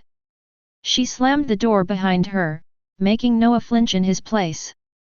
Soon, silence befell the kitchen as Noah kept standing on a stool in front of the sink without moving an inch. This is fine. Noah ignored the pain of his tingling cheek and restarted doing the dishes a bit more slowly this time. Noah already knew that his nanny had fooled them and his father. Now, she has finally shown her true colors when she realized that the Maxwell family absolutely didn't give a crap about Noah and Grace's existence. Even though he knew that the situation wasn't ideal, he still convinced himself that this was much better than entering a foster house. Noah felt like his nanny wouldn't go as far as land her hands in his little sister, unlike the foster kids. After all, it wasn't like Noah could make a call and request for immediate change to the nanny. The service worker was bribed to give them this treatment. In other words, there was no nanny replacement, but a straight send-off to the foster homes if they got found out. In the worst-case scenario, they might even get separated if the foster homes were too full to accept two at once. Noah dreaded that thought very much. As long as I stay with my sister, this is fine. Alas! Soon, Noah was going to be given a reality check on his decision. Me with all of my imposed weaknesses, you can forget about keeping my ultimate ability. Noah nodded with a serious expression, not daring to raise a single complaint about his condition. Let's begin. Fenrir cracked his neck and disappeared through the snow. Seeing his fading silhouette, Noah knew that it was going to be a long year. Chapter 910, A Nightmarish Childhood LL. A few weeks later. The nanny's abuse and crappy attitude had stopped at some point. In fact, she even started to take care of them much better by cooking them good food, preparing their school meals, etc. Noah knew that it was due to a man entering her life, as she always talked about him to her friends in the phone. She was at age of 39 and still unmarried. Noah might be young, but he recognized that his nanny was seeking a husband to complete her life. Now that it looked like she found him, she wasn't as miserable in her life and venting her frustration on them. Alas! His happiness was short-lived. One day, she returned late in night and dragged him out of the bed while he was asleep, scaring him out of his wits. Before he could react, she threw him on the floor of the living room and started whipping him as hard as she could with a thick black leather belt. Because of you. He broke up with me because of you, little sh**ts. The nanny kept yelling akin to a deranged woman with her mascara smeared on her cheeks from crying. At the moment, her eyes were consumed with nothing but rage and indignation at her miserable life. The man she loved and believed as her future husband didn't hesitate to break up with her after she confessed about her current situation. He emphasized that he didn't want his own kids, don't even mention others people's kids. Unfortunately for the nanny, she couldn't just run away with him and leave Noah and Grace even if she wanted. God knows she wanted it badly. Alas, Noah's father might have been a kind soul and naive enough to be fooled by her, but not to the point of trusting that she wouldn't run off after receiving his property and selling it. He made her sign a contract that made it her obligation by law to care for Noah and Grace until their adulthood. If she decided to break it and run off, the service middle-aged woman wouldn't hesitate to hunt her down.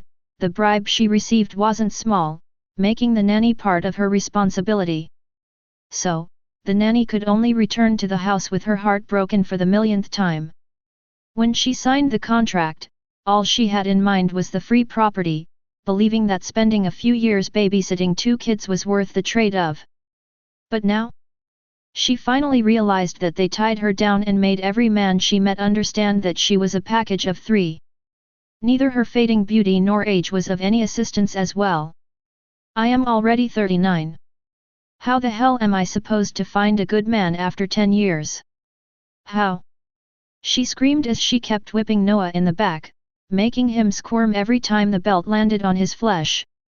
Knowing that she was far gone, Noah could only curl into a ball and bit his lips as hard as he could to keep himself from wailing in pain. Please don't wake up! Please don't wake up! Please don't wake up! Noah kept begging in his mind for the noise to not wake up his little sister. He understood that if she saw him getting beaten like this, she will start crying and try to help him. With how the nanny's mind had snapped and was burning with fury, she wouldn't hesitate to whip her too. Because of you. You ruined my life. You ruined my life. Alas. The nanny didn't hold her voice down at all. In this late hour, her voice was short of traveling out of the house's perimeter and wake up the neighbors. There was no way Grace could sleep through it. Big brother. She mewed with widened panicky eyes after seeing him getting whipped from the staircase. Big brother. She yelled with high-pitched trembling voice and rushed down the stairs, heading towards them. When Noah heard her voice, he felt like soul left his body, making him get stiffened in his place. Grace was still 4 years old and had never gotten even slapped once, making her unable to comprehend the current danger she was in.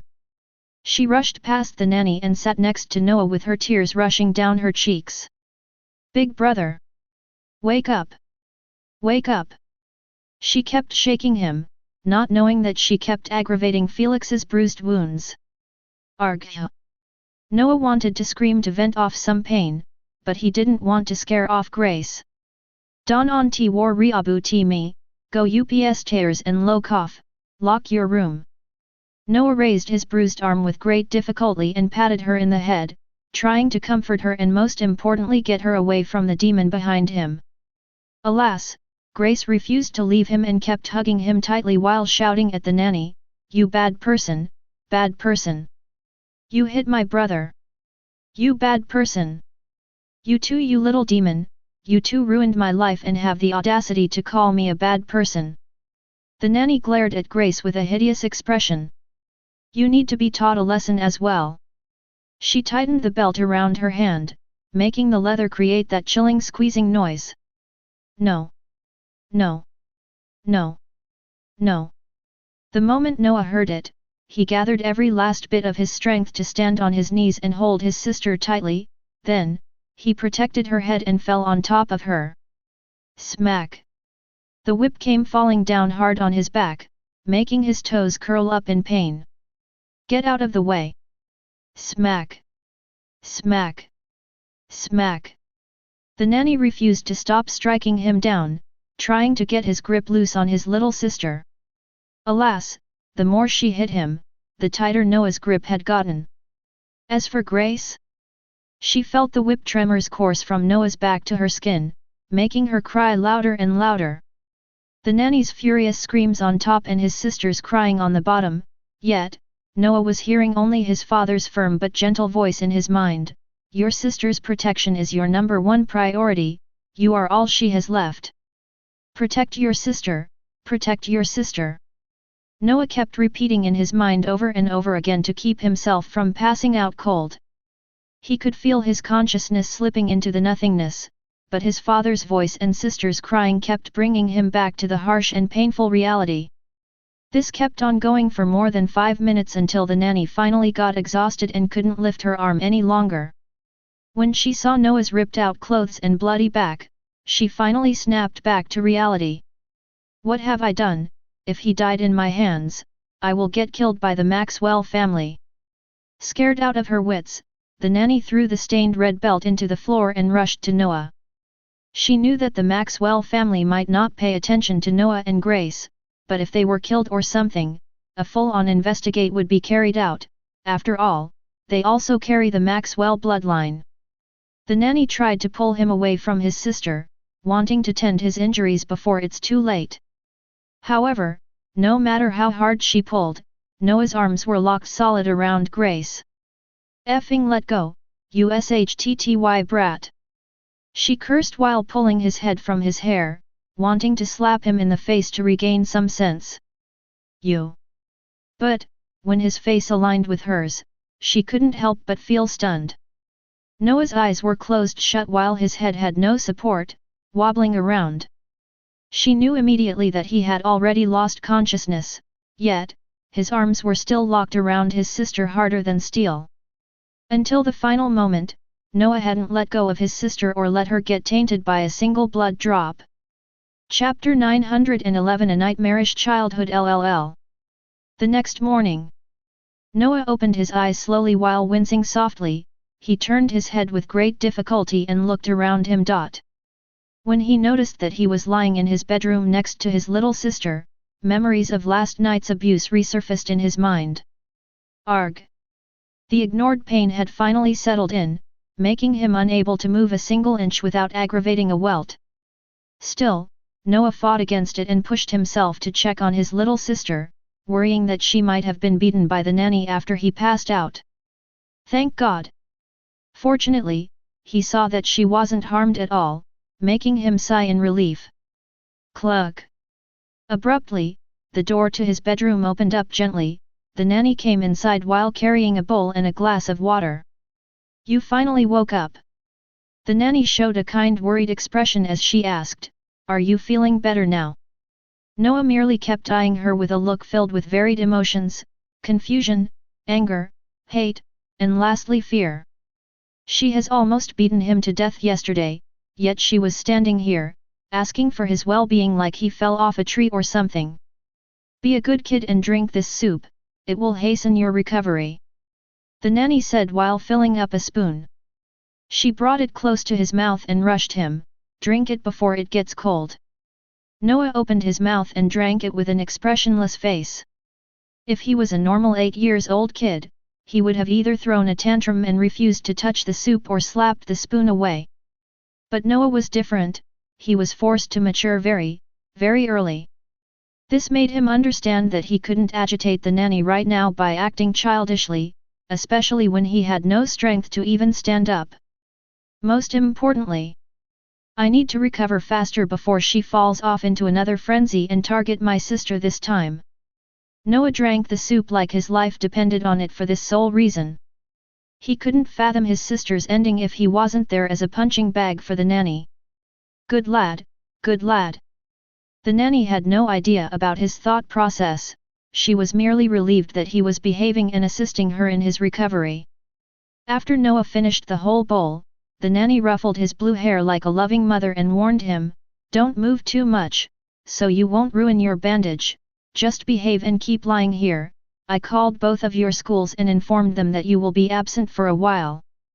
The nanny had to do this, knowing that if Grace went to school, she wouldn't hesitate to rat on her to the teachers. Although she was merely 4 years old and most teachers wouldn't pay heads to her words, the nanny would rather not take that risk.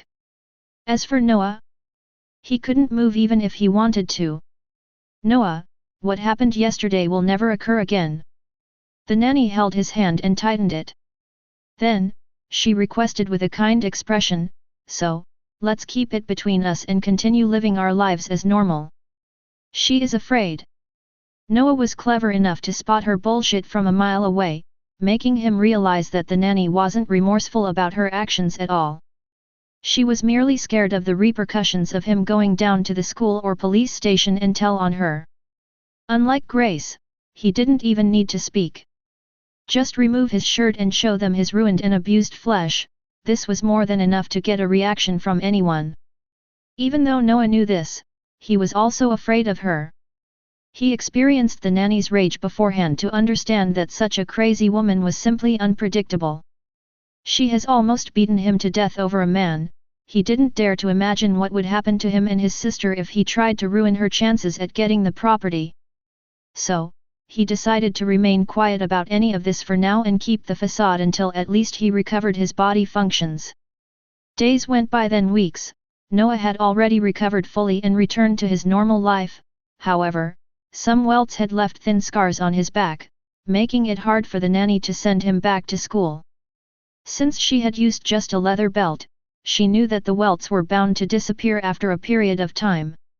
If she didn't go too hard in her whipping, Noah's welts would have been disappeared by now. The nanny knew that was strong evidence against her. There was a huge difference between going to the school or police station with scars and without. To avoid prolonging the absence period, the nanny kept her word and didn't lay a finger on Noah or Grace. Still, Grace was too traumatized by the previous experience and treated the nanny the same as a hideous monster. She refused to even make an eye contact with her or eat anything that she cooked. Plus, she started to sleep in Noah's bed and always cling to him wherever he went. This had gotten on the nanny's nerves, but she held her anger inside and allowed her to do as she pleased. Behave well today, I'm going to the grocery store. The nanny smiled kindly while informing them over breakfast. Noah nodded silently in understanding. Good bees. The nanny praised as she ruffled their hair lovingly, making them both flinch in fear. The nanny ignored their reaction and picked up her purse, then, she walked out of the door and locked it behind her with a key. She went to the driveway and started the car, then, she drove away. The moment Noah heard the fading noise of the car driving further away, he dropped his spoon on the table and rushed to the house telephone. He picked it up and dialed the number of the servicewoman. His father gave it to him in case of emergency situation that couldn't be handled by his nanny. He told him that she was paid enough to do this much for him. For the past 3 weeks, Noah refrained from calling her even though the nanny left the house occasionally. After all, he had no idea if the nanny had truly left or faked it to see if they would tell on her. Now, he felt that it was the perfect time since he had shown the nanny that he was being a sensible kid. Ring ring, cluck. Who's this? The same irritated voice of the middle-aged woman resounded in Noah's ear. This is Noah Maxwell, son of Richard Maxwell. Noah introduced with a hasty but brightened voice. Oh, why did you call? I have a busy schedule today. I want to request to put me and my sister in a foster house. Noah came clean immediately. The nanny has been abusing us physically and locking us inside the house for months now. Hey? Are you pranking me, kid? The servicewoman was taken aback by his confession. She couldn't believe him since she had met the nanny before in the hospital.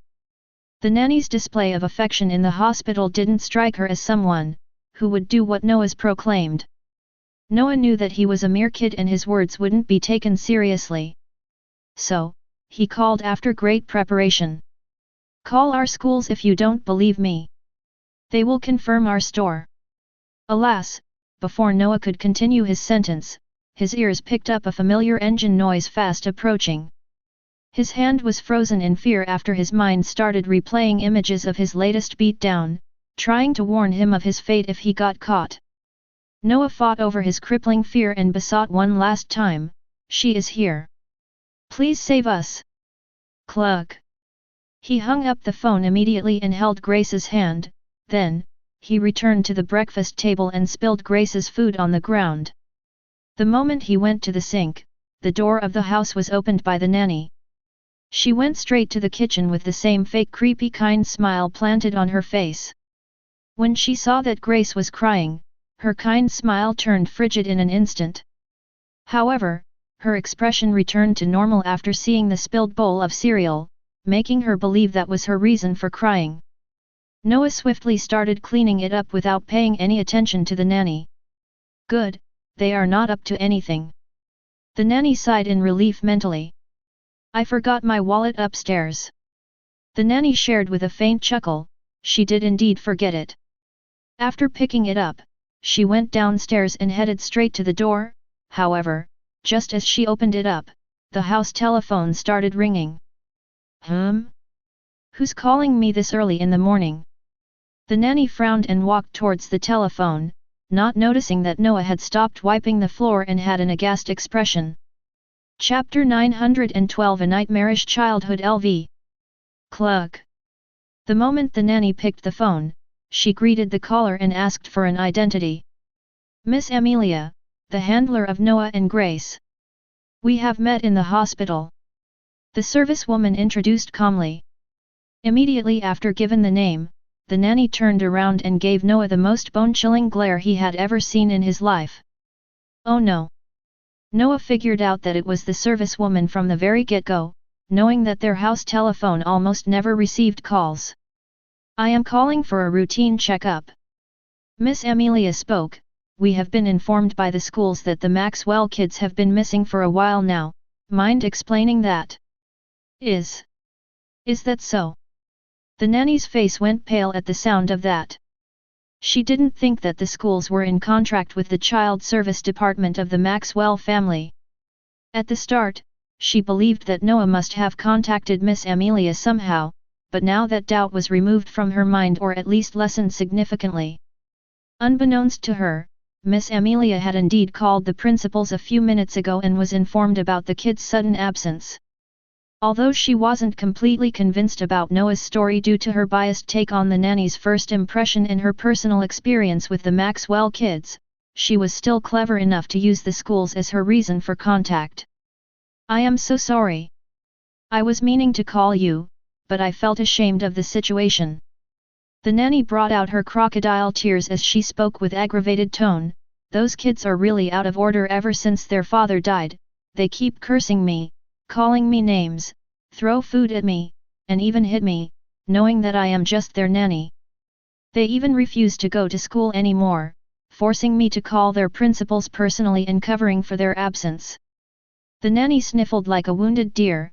"I really regret accepting this deal and would rather give up on the property if it meant getting those monsters out of my life." Neither Noah nor Grace heard any of this as she had walked with the telephone far from them and spoke as softly as possible. If they did, it would be impossible to guess their expression really. "Is that so? I'm so sorry to hear that." Miss Amelia softened her tone. "The Maxwell's kids can be a pain in the ass. I had my fair share of clearing after their mess." This time, Miss Amelia wasn't taking Noah's side by trying to comfort the nanny. She truly believed in her story because she had dealt with the Maxwell kids for years now. As the sons and daughters of business empire leaders, they were more than a handful and made her life hell in her previous job as a personal PR worker for anything related to them. The whole reason she changed to this job was because of her inability to tolerate their crap any longer, especially young Felix, who was always causing trouble, forcing her to keep clearing up his mess. So, even though Noah and Grace were orphaned and weren't really as rich and powerful as other Maxwell kids, she was still biased against them. That's why she was irritated in the hospital. Abuse, missing classes, favor from the father? Miss Amelia didn't care about any of this, believing that it was more likely that the brats were being entitled and going out of order based on her previous experience. It was wrong and shitty judgment. She didn't even pause to consider why Noah requested her to take them to the foster homes. When someone was heavily biased, words over the phone from an 8-year-old kid would be taken as a mere breeze over the sea. "It is what it is. I will see what I can do to get those brats out of your hands," Miss Amelia promised. Thank you so much for taking care of me." The nanny sighed with an indifferent expression, "But, I doubt that's proper after all. Their father trusted in my capabilities to take care of his children, knowing that they can be a handful. He is really a kind soul and treated me nicely. I don't want to disappoint him." There was absolutely no way the nanny was going to let Noah and Grace out of her sight. She would lose the property, her share of the will, and most importantly, Noah's scars would expose her lies. "Are you confident?" Miss Amelia replied.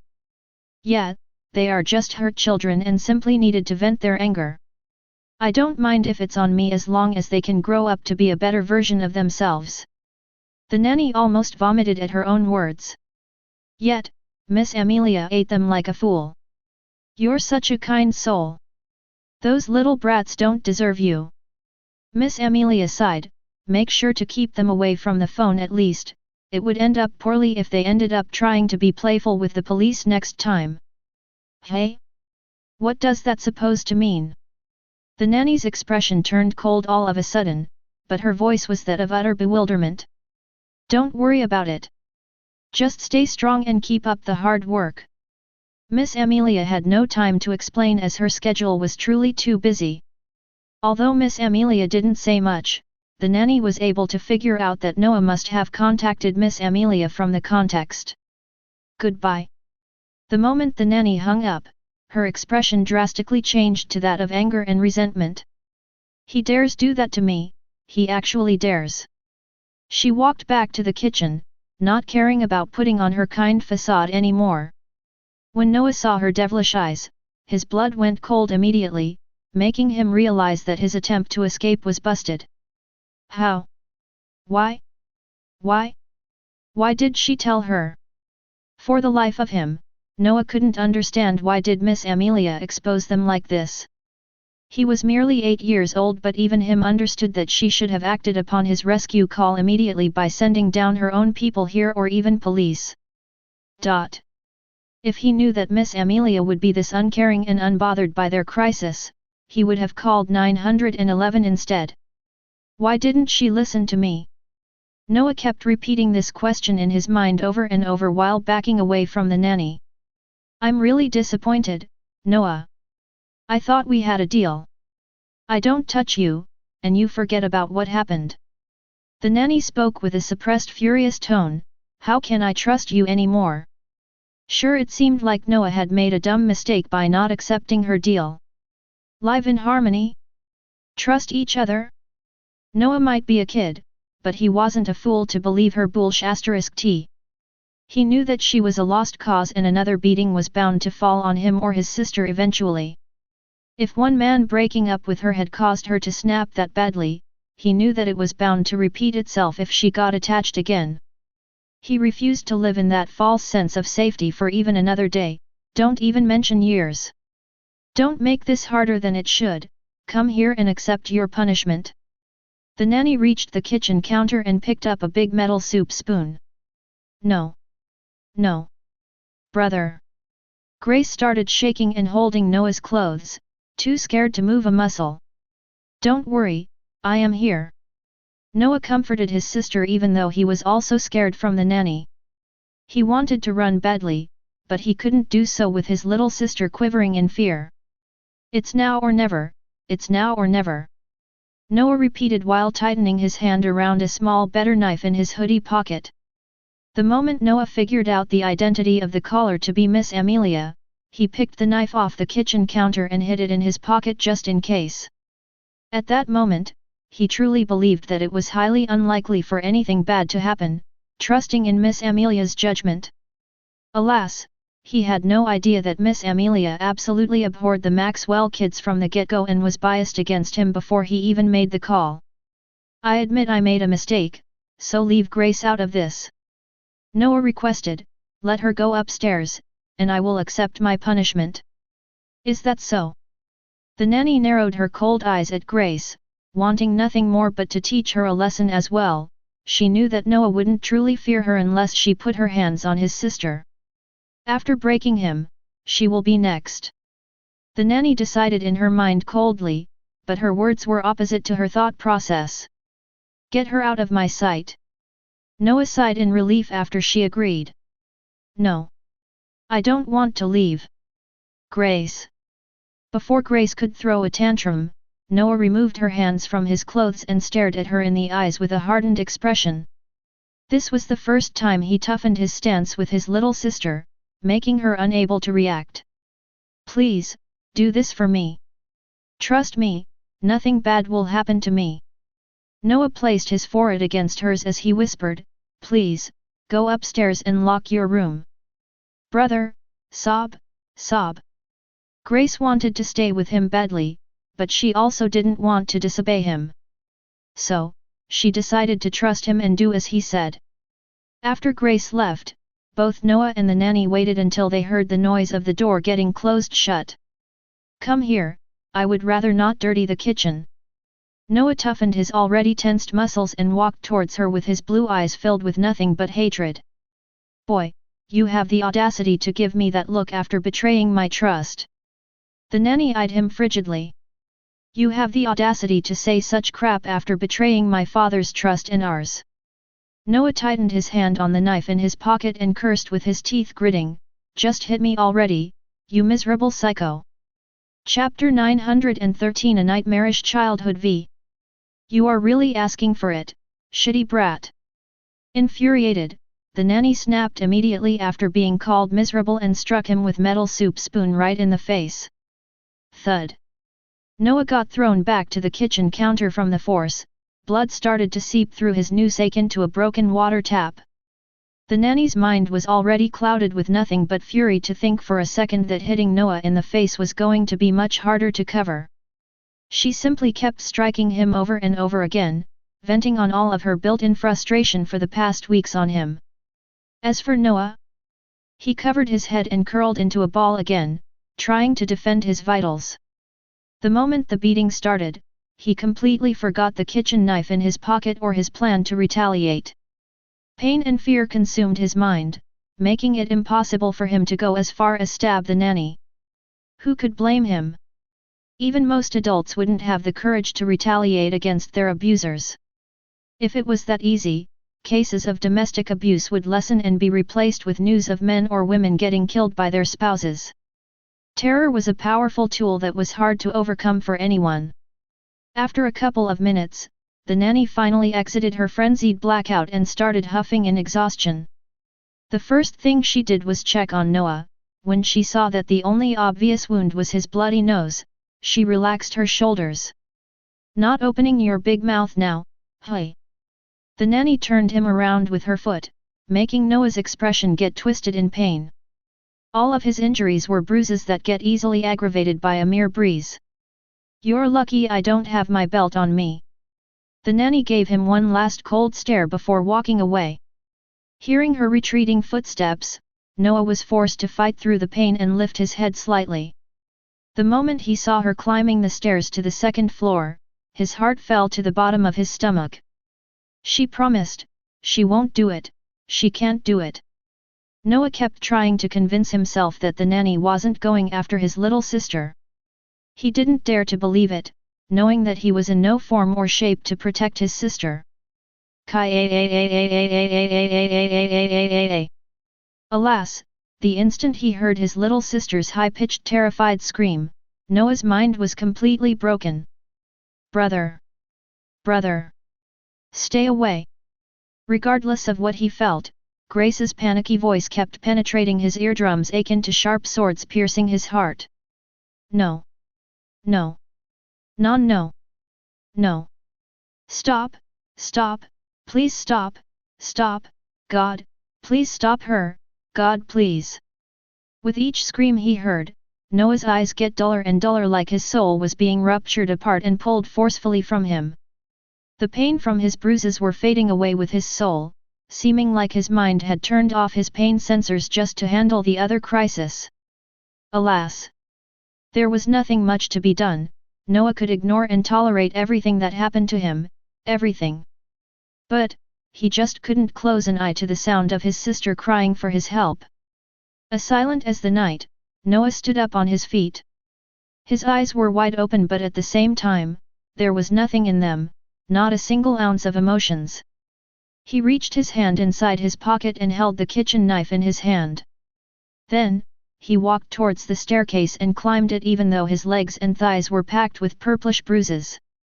The moment he reached the second floor, he continued his walk towards his bedroom. The door was open and Grace's yells were still resounding throughout the house. This time, even the nanny's raging voice resounded loudly. Yet, Noah heard nothing but beeping noise, cancelling everything else. "Get out of there, you little minx!" The moment Noah stood before his bedroom's door, the first thing he saw was the nanny lying on her stomach next to his bed. She had her arms stretched under the bed while peeking with her head almost touching the ground. Grace's voice was picked from underneath the bed. If Noah was still in his full mental capacity, he would have sighed in relief by the sight, knowing that the nanny hadn't harmed his sister yet. Sadly, he was already far gone.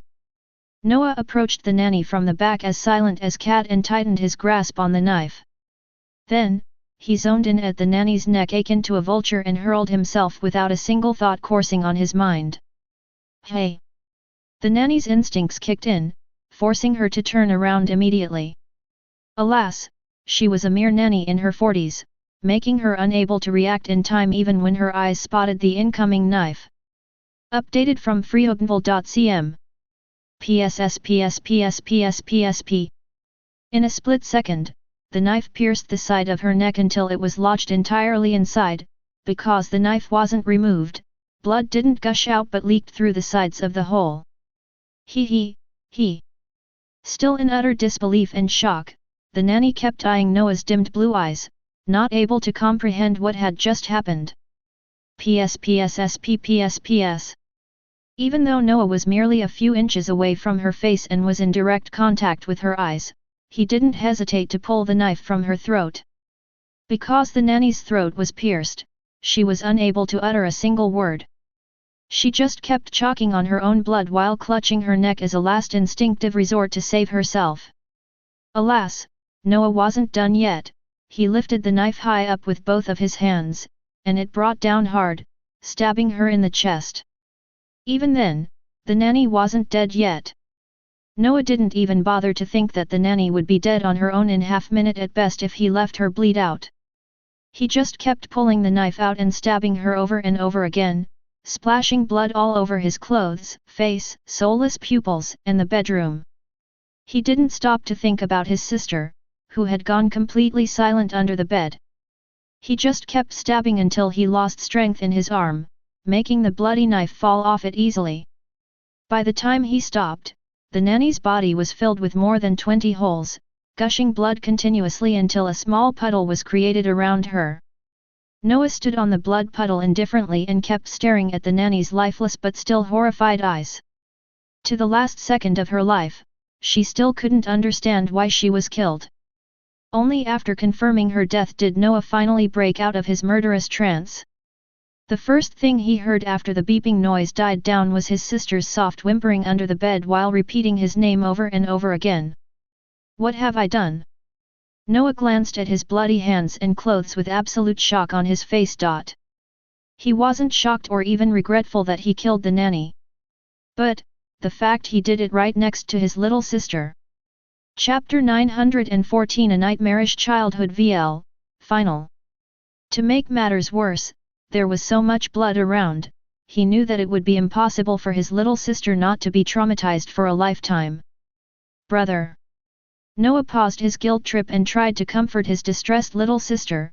He got down on his knees next to the nanny corpse and peeked underneath the bed. When he saw that his little sister was curled into a snail shell at the far corner of the bed, he sighed in relief. "Grace, I am right here, you're safe," Noah said softly. "Brother." Grace cried out loud his name after finally hearing his response. Just as she tried to turn around, Noah besought, "Please, close your eyes and don't ask me why."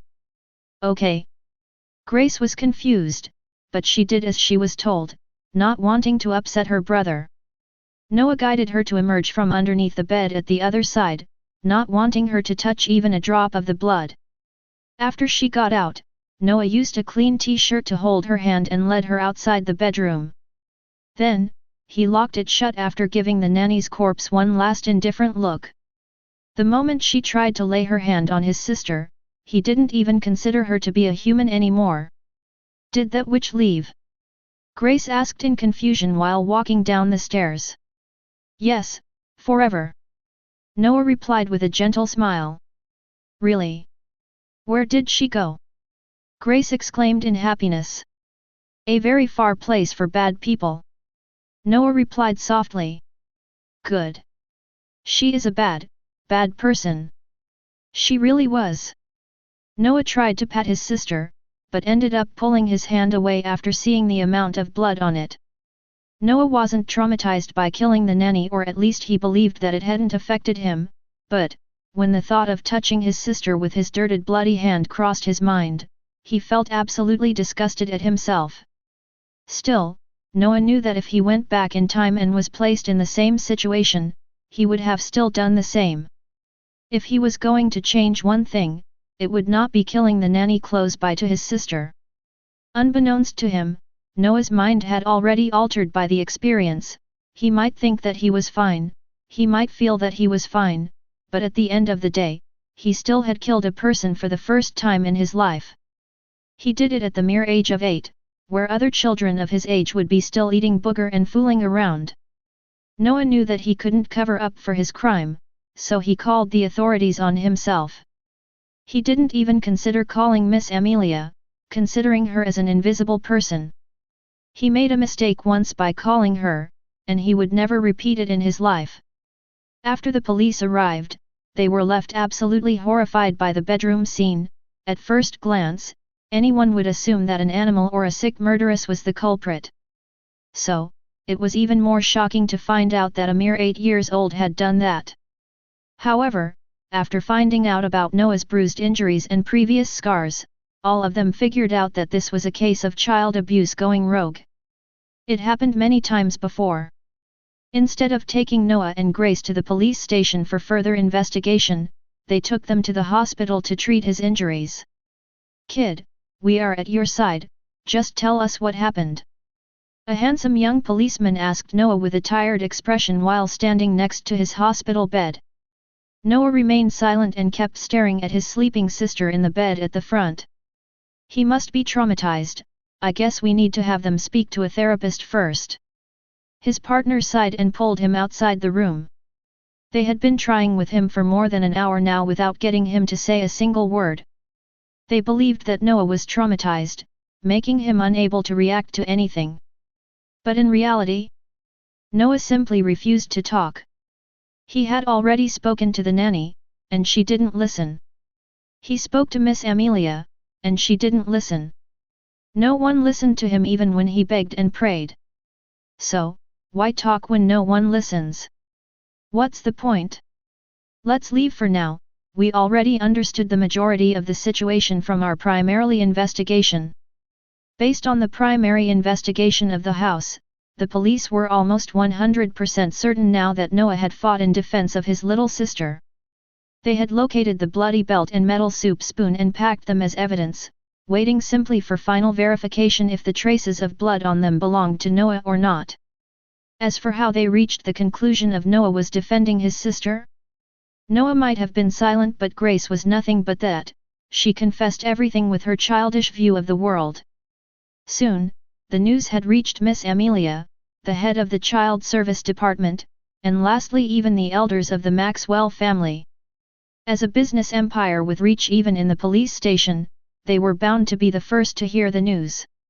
A Maxwell kid at the age of 8 murdering his nanny, it sure came as a lightning bolt to all of them, especially Miss Amelia. She was his handler and the one bribed to keep the kids with their nanny and outside the family system. At first, the family elders merely scolded her but didn't really blame her for what happened since it was the father who chose the abusive nanny. But after the police combed the entire house down and retracted the last dialed number on the house telephone, the elders were absolutely livid. They traced the number to her and the call recorded on her cell phone, making them listen to the conversation she had with Noah and the next one with the nanny. The fact that she bluntly ignored Noah's desperate cry for help and sided with the nanny made even the investigators consider taking her as an accomplice for the abuse. In their eyes, the situation would have never developed this far if she headed Noah's call for help. The nanny would go to prison, the kids would go to new foster home, and most importantly, Noah wouldn't have needed to take a life. So many ifs. Alas, what happened had happened. There was nothing to be done about this case anymore but to punish Miss Amelia mercilessly, keep the news under a tight lid, and help Noah and Grace recover from this trauma. Unfortunately, their wish had come true for only Grace. As for Noah, ever since that fateful day, he never spoke a single word to anyone unless it was his sister. If body gestures wouldn't do the trick, he would rather remain silent than speak. Over the years, he had been called many funny names by his cousins, their parents, and everyone who was ignorant about his childhood past, Felix included.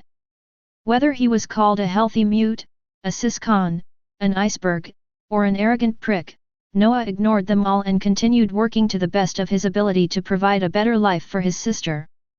Even though she had grown to be a fine and intelligent lady without a single memory of what happened, Noah refused to rest until the day he was certain that none of this would ever happen to his sister again. Nothing changed even with the emergence of the UVR era. In fact, his thirst had just grown much stronger than ever with all the new dangers appearing out of nowhere. Fenrir knew this so as Lady Sphinx, who had read his memories. But they knew that just as his motive for strength was going to take him a long way, it would also be his downfall. That's because the day his sister dies, his world would definitively fall apart. Chapter 915 Welcome to the Pack. Back in the present. Noah glanced at him for a few seconds before shaking his head. Let's fight, there is no point in talking about spilled milk. Fenrir shook his head at his rejection, but he respected his choice. everyone had a time when they were ready to speak out and Noah hadn't reached it yet. Thud. Suddenly, Fenrir extended his foot and kicked Noah from the edge, making him fall down to the abyss immediately. Whoosh! Cool-headed, Noah used his chilling breath to freeze the mountain's surface, allowing him to lodge into it and start surfing down. Naturally, he kept releasing the chilling breath to create a path for him. By the time he reached the ground, Fenrir was already down there waiting for him. Begin. While Noah was having his ass handed to him, there was a meeting in Lady Sphinx's living room. As we anticipated, Fenrir will grow fond of the kid and will most definitely decide to keep him around. Thor smiled. This meant, we can expect him taking over the mission and saving our brother. But now, we have a different problem. Hormungandr said. Indeed, Felix is expecting ice bloodline after he wakes up. Now, he will need to find another. What do you guys think? He is back to water element, I guess. Asna said. Is there no other option? He really does want to own a solid form element. Well, that's not an option anymore. As mentioned before, all primogenitors with solid form elements were either still alive or had their elemental manipulation lost over the years after bestowing it on their descendants. Like gem primogenitor or glass primogenitor. If they didn't own their elemental manipulation, there was no point in using their bloodline. How about the egg? What about it? Is there a way to extract the elemental manipulation from it or something? Asna suggested. That sounds quite far-fetched. Thor said. Everything is possible, I am still researching it. Lady Sphinx replied. Ever since Lady Sphinx secured the egg, she had been having great success with her research. That's because the egg still didn't awaken its consciousness to cause her trouble. Getting elemental manipulation from an egg, if you succeeded, doesn't that mean Felix would be getting all the gifts, which were meant for the new gem primogenitor? Jurmai narrowed his eyes. The primogenitors were given many gifts in addition to the elemental manipulation, such as great intelligence, immortality, extraordinary physique, etc. The inscriptions were responsible mainly for the perfect elemental manipulation. That's why Felix hadn't inherited any of other gifts even though he had 2 inscriptions sealed in him. As long as the egg doesn't gain consciousness, everything is possible. Lady Sphinx answered. Let's hope for the best then. Thor still felt that this route would be a dead end. He trusted in Lady Sphinx's capabilities, but this was out of their league. Tempering with the egg was the same as tempering with the universe's laws and decisions. It was close to impossible to screw up with the universe's creations of such a high caliber. 1 year later. Boom boom boom. Above a snowy mountain, explosions resounded thunderously all over the place, snow was being hurled, and avalanches were being created. Yet, the explosions kept on going. Amidst the chaos, Noah could be seen sprinting in his wolf form while firing off gigantic ice boulders behind him. Before they could touch the ground, he explodes them with his ability. Whoosh! Right behind him, Fenrir was on a full sprint, using the same tactic as Noah. Just as Noah believed that Fenrir would be launching exploding projectiles at him, he was shocked to find out he was being chased by tens of identical wolves to Fenrir. Did he sneak away, or he is hiding within their formation? Noah pondered inwardly while aiming at the wolves, hoping to reduce their numbers.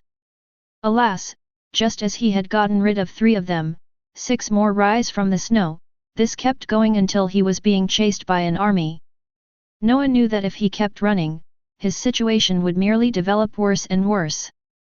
So, he turned around and slapped his palm on the ground, resulting in the creation of gigantic sharp ice spikes. The spikes didn't target the wolves but actually got created in a circle around him, making it seem like he was shielded by spiky wall. Not yet, not yet, not yet.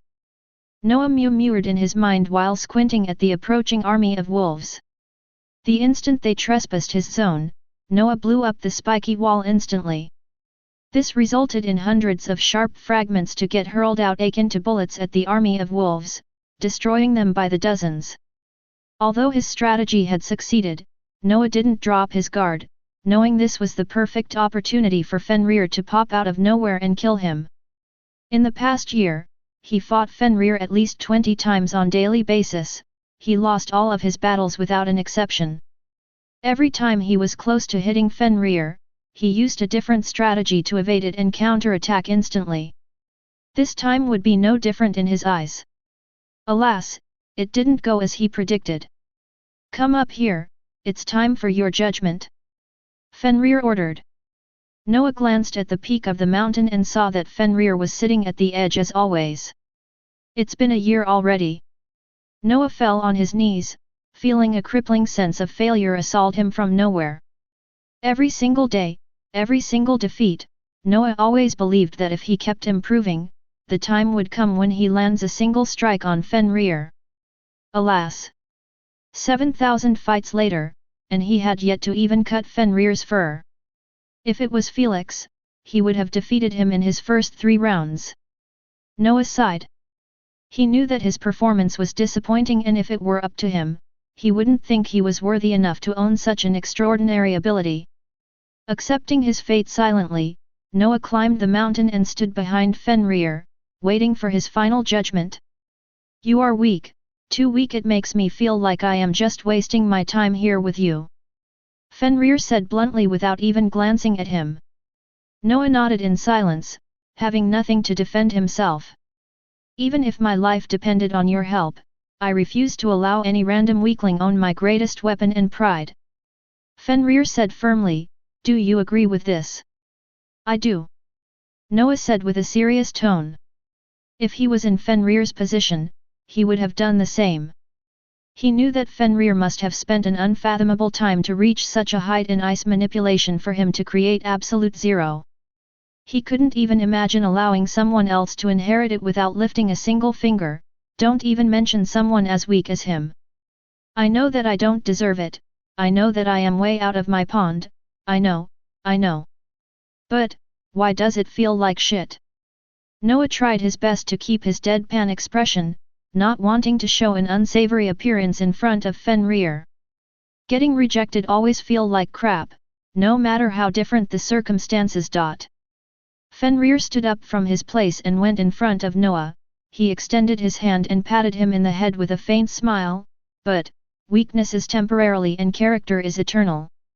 You, my kid, has shown enough character in the past year that rivals anyone else in this universe." More than 7,000 defeats in 1 year, yet, Noah had never given up on challenging Fenrir. Fenrir was looking for this type of grit, resolve, courage, and tough mentality in Noah from the very beginning. He knew that Noah wouldn't be able to touch him even if he spent years battling him. The difference between them was simply too unfathomable. Fortunately for Noah, he didn't give up and fail the true hidden condition. "Welcome to the pack." Fenrir patted him in the shoulder. I. This time, Noah was truly at loose for words, not daring to believe that Fenrir had allowed him in even though he hadn't fulfilled his condition.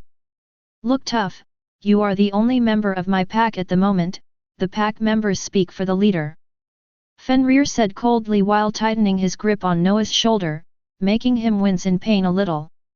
"Understood." Noah pushed down his unsettled emotions and nodded with an expressionless face. "Much better." Fenrir turned around and ordered, "Get some rest, you will start your training for real in first light." Not needing to word it out, Noah knew that Fenrir had decided to take him as his student. If it wasn't for so, he wouldn't need to bother with him anymore since rescuing him didn't require any of this. He gladly agreed to have Fenrir as his master, knowing that he had learned more in this year than all of his years combined. "I'll be there," Noah affirmed before breaking into light particles. Chapter 916 Waking Up. 1 year and 5 months later. Felix's eyelids finally started to show some movement inside the VR pod. He opened them slowly, feeling like they were glued shut. The moment they were open, Felix looked around him with a muddled expression while yawning widely. After a few seconds looking here and there, his disarrayed memories were affixed and resurfaced in his mind, reminding him about his current situation. "Good morning, sunshine. Asna welcomed with a pleasant delighted tone. Morning to you too. Felix massaged his eyelids as he asked, how long was I sleeping for? 2 years and 5 months. Lady Sphinx informed calmly. I slept an extra 5 months. Felix frowned, not liking the sound of that one bit. Who could blame him? The test was in 7 months, and he had yet to even replace his bloodline. Felix couldn't risk entering the test without being in his greatest form. I really need to hasten my plan. Not wasting a single second, Felix opened the VR pod and jumped out. Food. The instant his feet touched the ground, a loud booming noise resounded throughout the room. Surprised, Felix glanced underneath him and couldn't help but gasp audibly after seeing that his feet had left 2 dents. Cracks surrounded those feet-shaped dents. The ground is tough enough to support even dragon's weight. Thor grinned, for you to impact it this hard, it only means that your strength is edging closer to them. Felix nodded absent-mindedly while tightening his fists, feeling untapped monstrous power within them. It wasn't clear to him why, but he had the feeling that he was capable of wrestling even with dragons.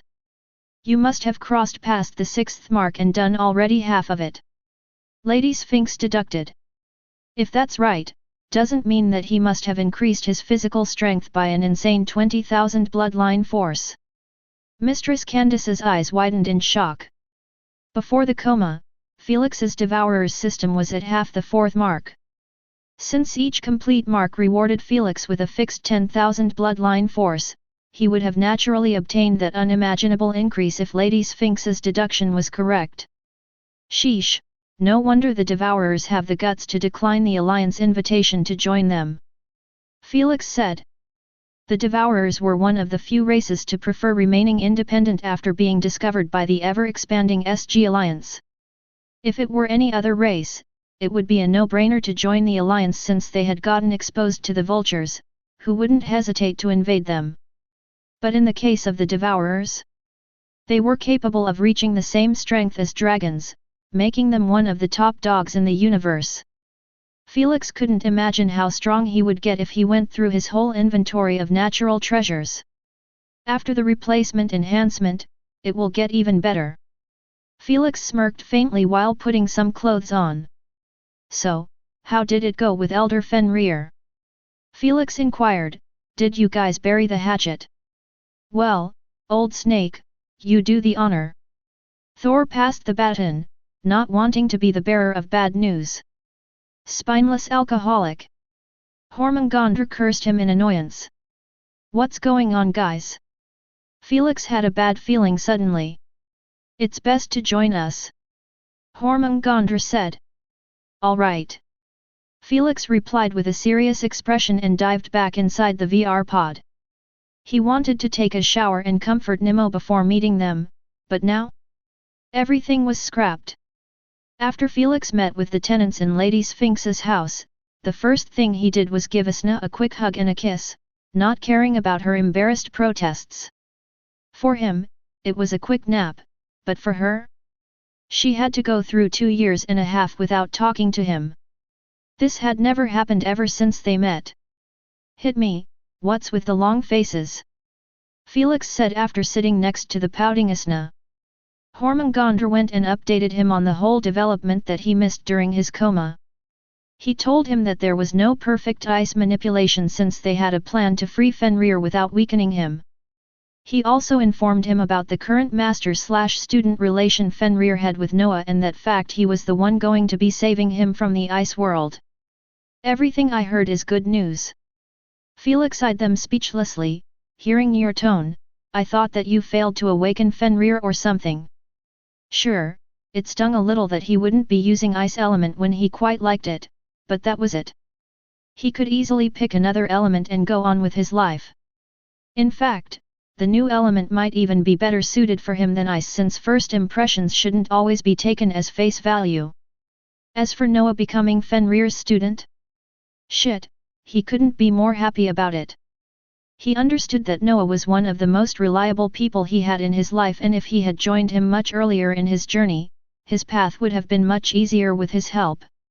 In the same coin, Noah would have been able to develop faster, but, even if he wanted to do it, he had no control over his master's choices. It wasn't like he could force Lady Sphinx to help Noah the same way she helped him. Fortunately, Fenrir had seen his good side and gave him an opportunity to get better. It's good that you feel that way. Hormungandr smiled in gratification. So, where are they now? Felix asked for Fenrir and Noah. I have called them over, they will be here soon. Lady Sphinx replied. All right. Felix nodded, we need to start rescue mission as fast as possible, so I can join it too. I am sorry to be the bearer of bad news, but I doubt that's possible. Mistress Candace shared, unless you are willing to miss the test, it's impossible for me to take you to the ice world and return you here in a mere half a year. The distance, crap, I didn't consider it. He was so used to having no more than 2 months' travels with Mistress Candace, he completely forgot that the ice world was literally on the other side of the universe. Idiot, don't forget that you need to start your replacement process as soon as possible. Asna gave him a hand chop in the head, how can you integrate while inside the void realm? I know, unless the test was delayed or the rescue mission, it's impossible for me to make it to both. Felix sighed in frustration. There was simply no way Felix would request Fenrir to wait for him until he gets his SH*T done here, so he could come and spectate the rescue live. You won't even be needed there. Lady Sphinx said, just leave it to the kid, I believe that he will get it done. Damn right he will. Suddenly, Fenrir entered through the open door with his trademark expressionless face. Noah was following behind him with the same expression, making them seem like a father and a son duo. Good morning to you too. Hormungandra's eyelids twitched at Fenrir's impoliteness. I am honored to meet you, elder, I have heard nothing but great things about you. Felix bowed his head respectfully immediately. No need to be formal with me, child. Fenrir said calmly, as long as you are with me, release your inner wildness. I will try. Felix was a bit weirded out by his request, but he was used to weirdness from primogenitors by now. Noah. Felix turned to Noah and smiled in delight, I am glad that you have found a new path. Silent as always, Noah nodded in appreciation, knowing that none of this would have been possible without Felix. Time is out of essence, so should we make a move now? Thor asked. If it wasn't for Mistress Candace being required to care for Felix and Nimmo during his coma, they would have already freed Fenrir a long while ago. I apologize for not offering much of assistance. Felix scratched his head, not getting used to being a mere spectator. You have already done enough. Fenrir cracked a tiny smile, just keeping those old fogies alive is already an achievement of its own. Chapter 917 The New Bloodline. Hormungandr and Thor were annoyed by the sound of that, but they couldn't retort at all. Candace, you can get going now. Lady Sphinx ordered. Yes, ma'am. Mistress Candace nodded slightly and exited the void realm, bringing out Nimmo with her. Eeeeeeee. The moment Nimmo saw Felix in the VR pod, he went to him and started to scratch the glass lid with a saddened look. Sir Felix, Nimmo has been missing you. Mistress Candace informed, he spends most of his time sleeping next to your VR pod. Upon hearing so, Felix wanted nothing more but ditch the meeting and check on him, but he didn't want to be disrespectful before Fenrir in his first meeting. What did I just tell you? Fenrir said calmly, don't be formal around me. If you want to leave, just go for it. This was all Felix needed to hear. Be right back. He swiftly logged out and exited the VR pod, making Nimmo jump on his embrace with an excited expression. Easy there, I am not going anymore. Felix chuckled in amusement as he rubbed his fur. Eeeeeeee.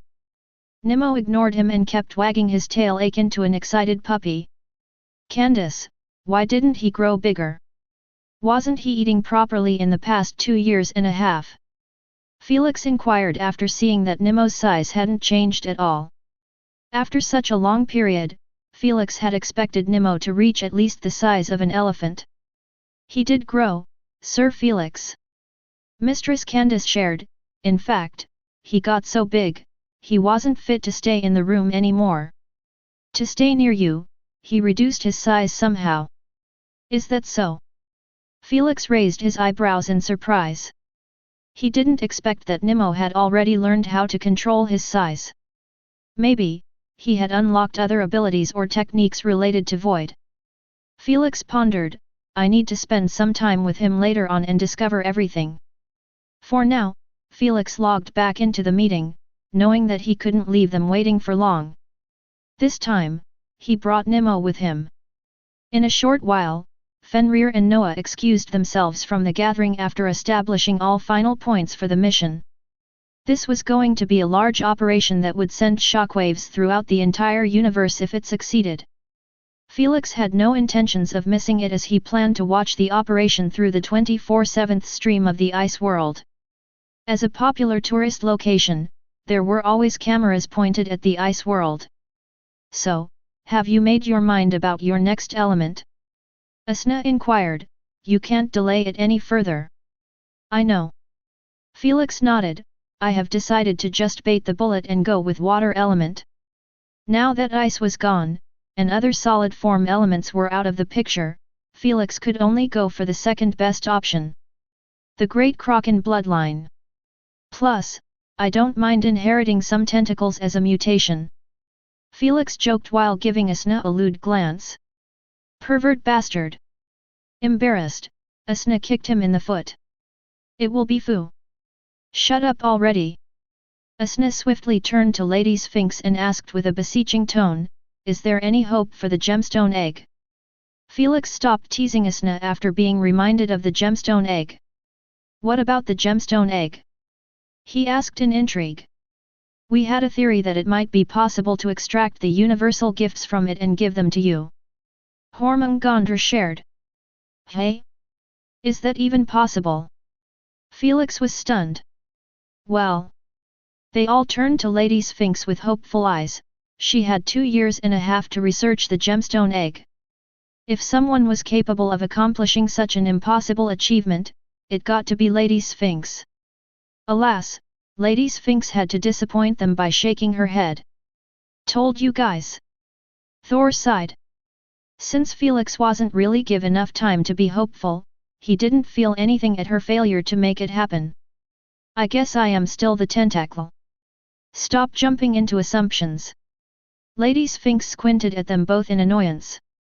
Before they could reply, she continued on, I have failed to find a way to extract the gifts or harness them in Felix's favor, but I did come up with a plan that might help him secure at least the gemstone manipulation. You're kidding. How? For real? Everyone was left shocked at her bold statement. I am not in the mood for jesting. Lady Sphinx explained her thought process calmly, to extract the gifts is simply impossible without enough data. I barely had time to poke around with it, so you can forget about getting the best of the egg. However, the same didn't apply to the elemental manipulation.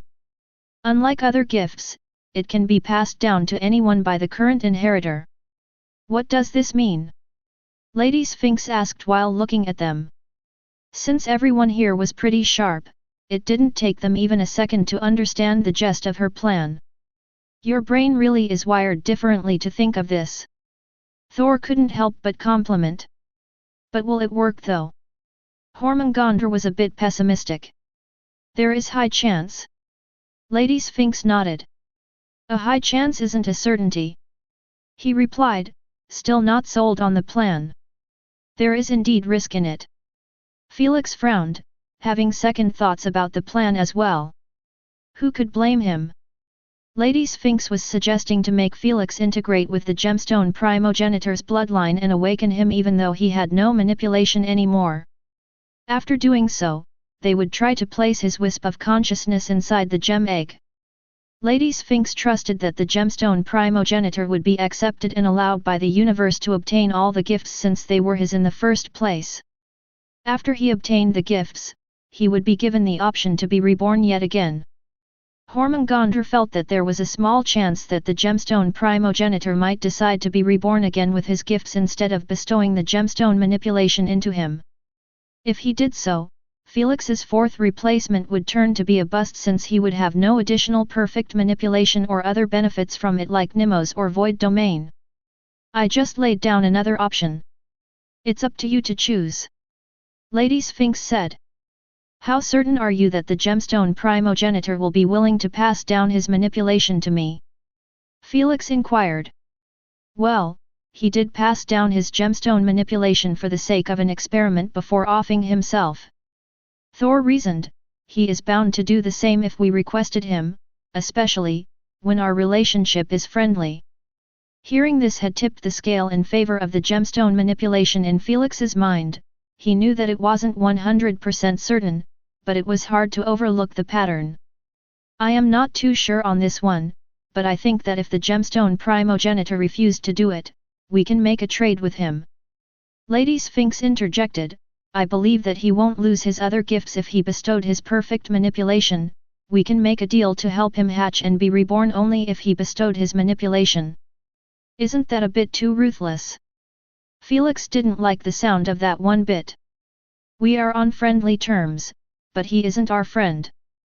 Hormungandr backed Lady Sphinx coldly, if he wasn't up for a deal, then why the hell will we waste our time and resources to help him be reborn?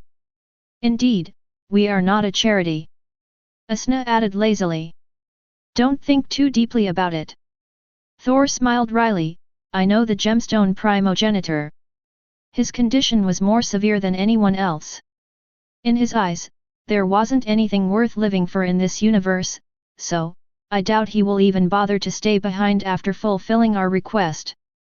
Now that he heard this much, Felix's choice became more apparent.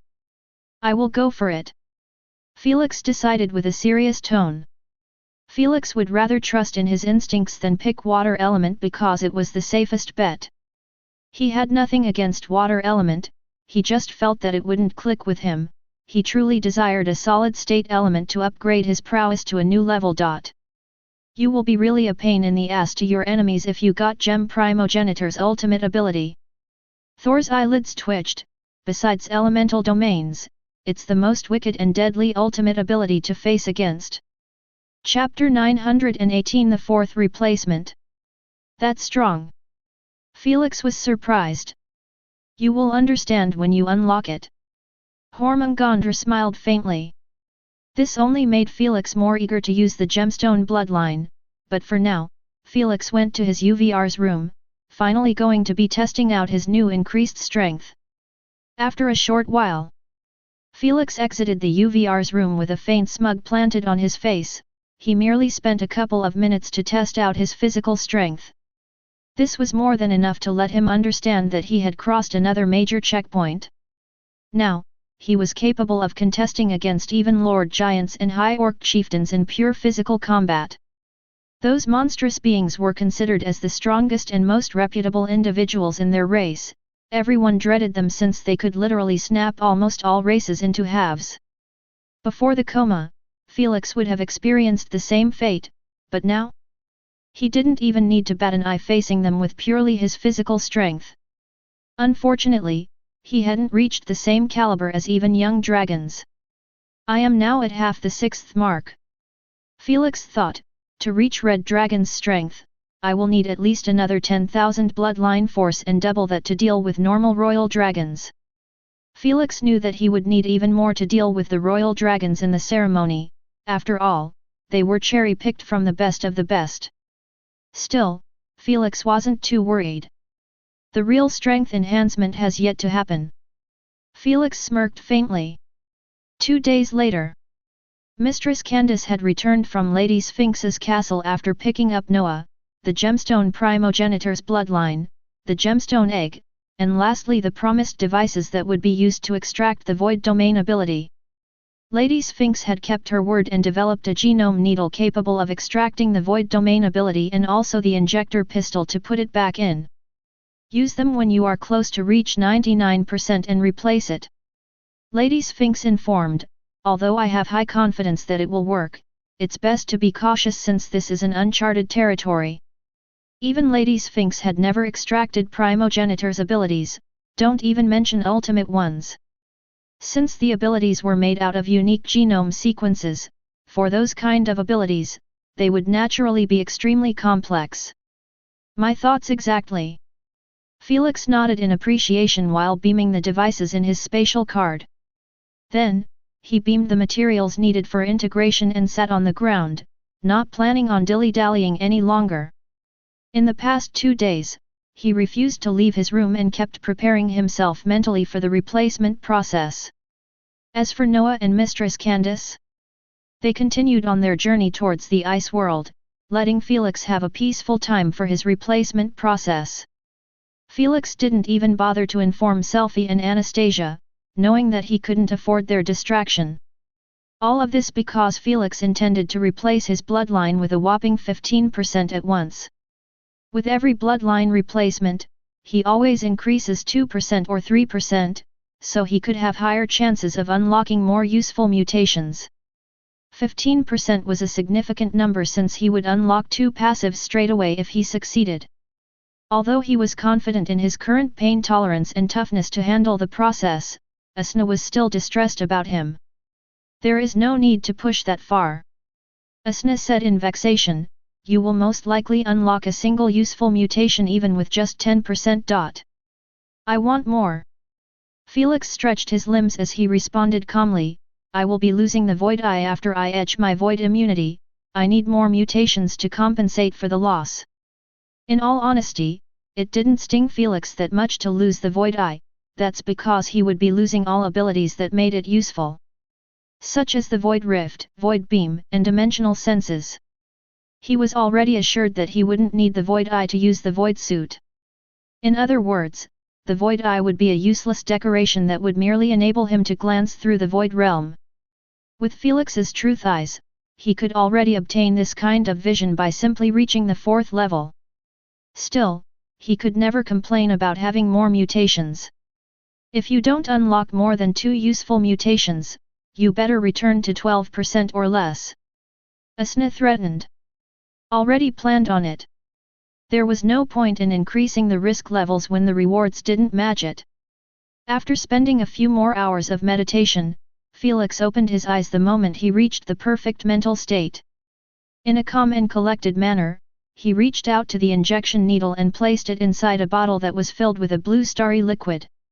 The needle he was using was made from rare tough material capable of penetrating even steel. With Felix's increased strength, he had to use this type of needle if he wanted to avoid breaking it. Soon, he extracted 15% exactly out of it and closed it shut. Then, he pointed the needle next to his heart and took a deep breath.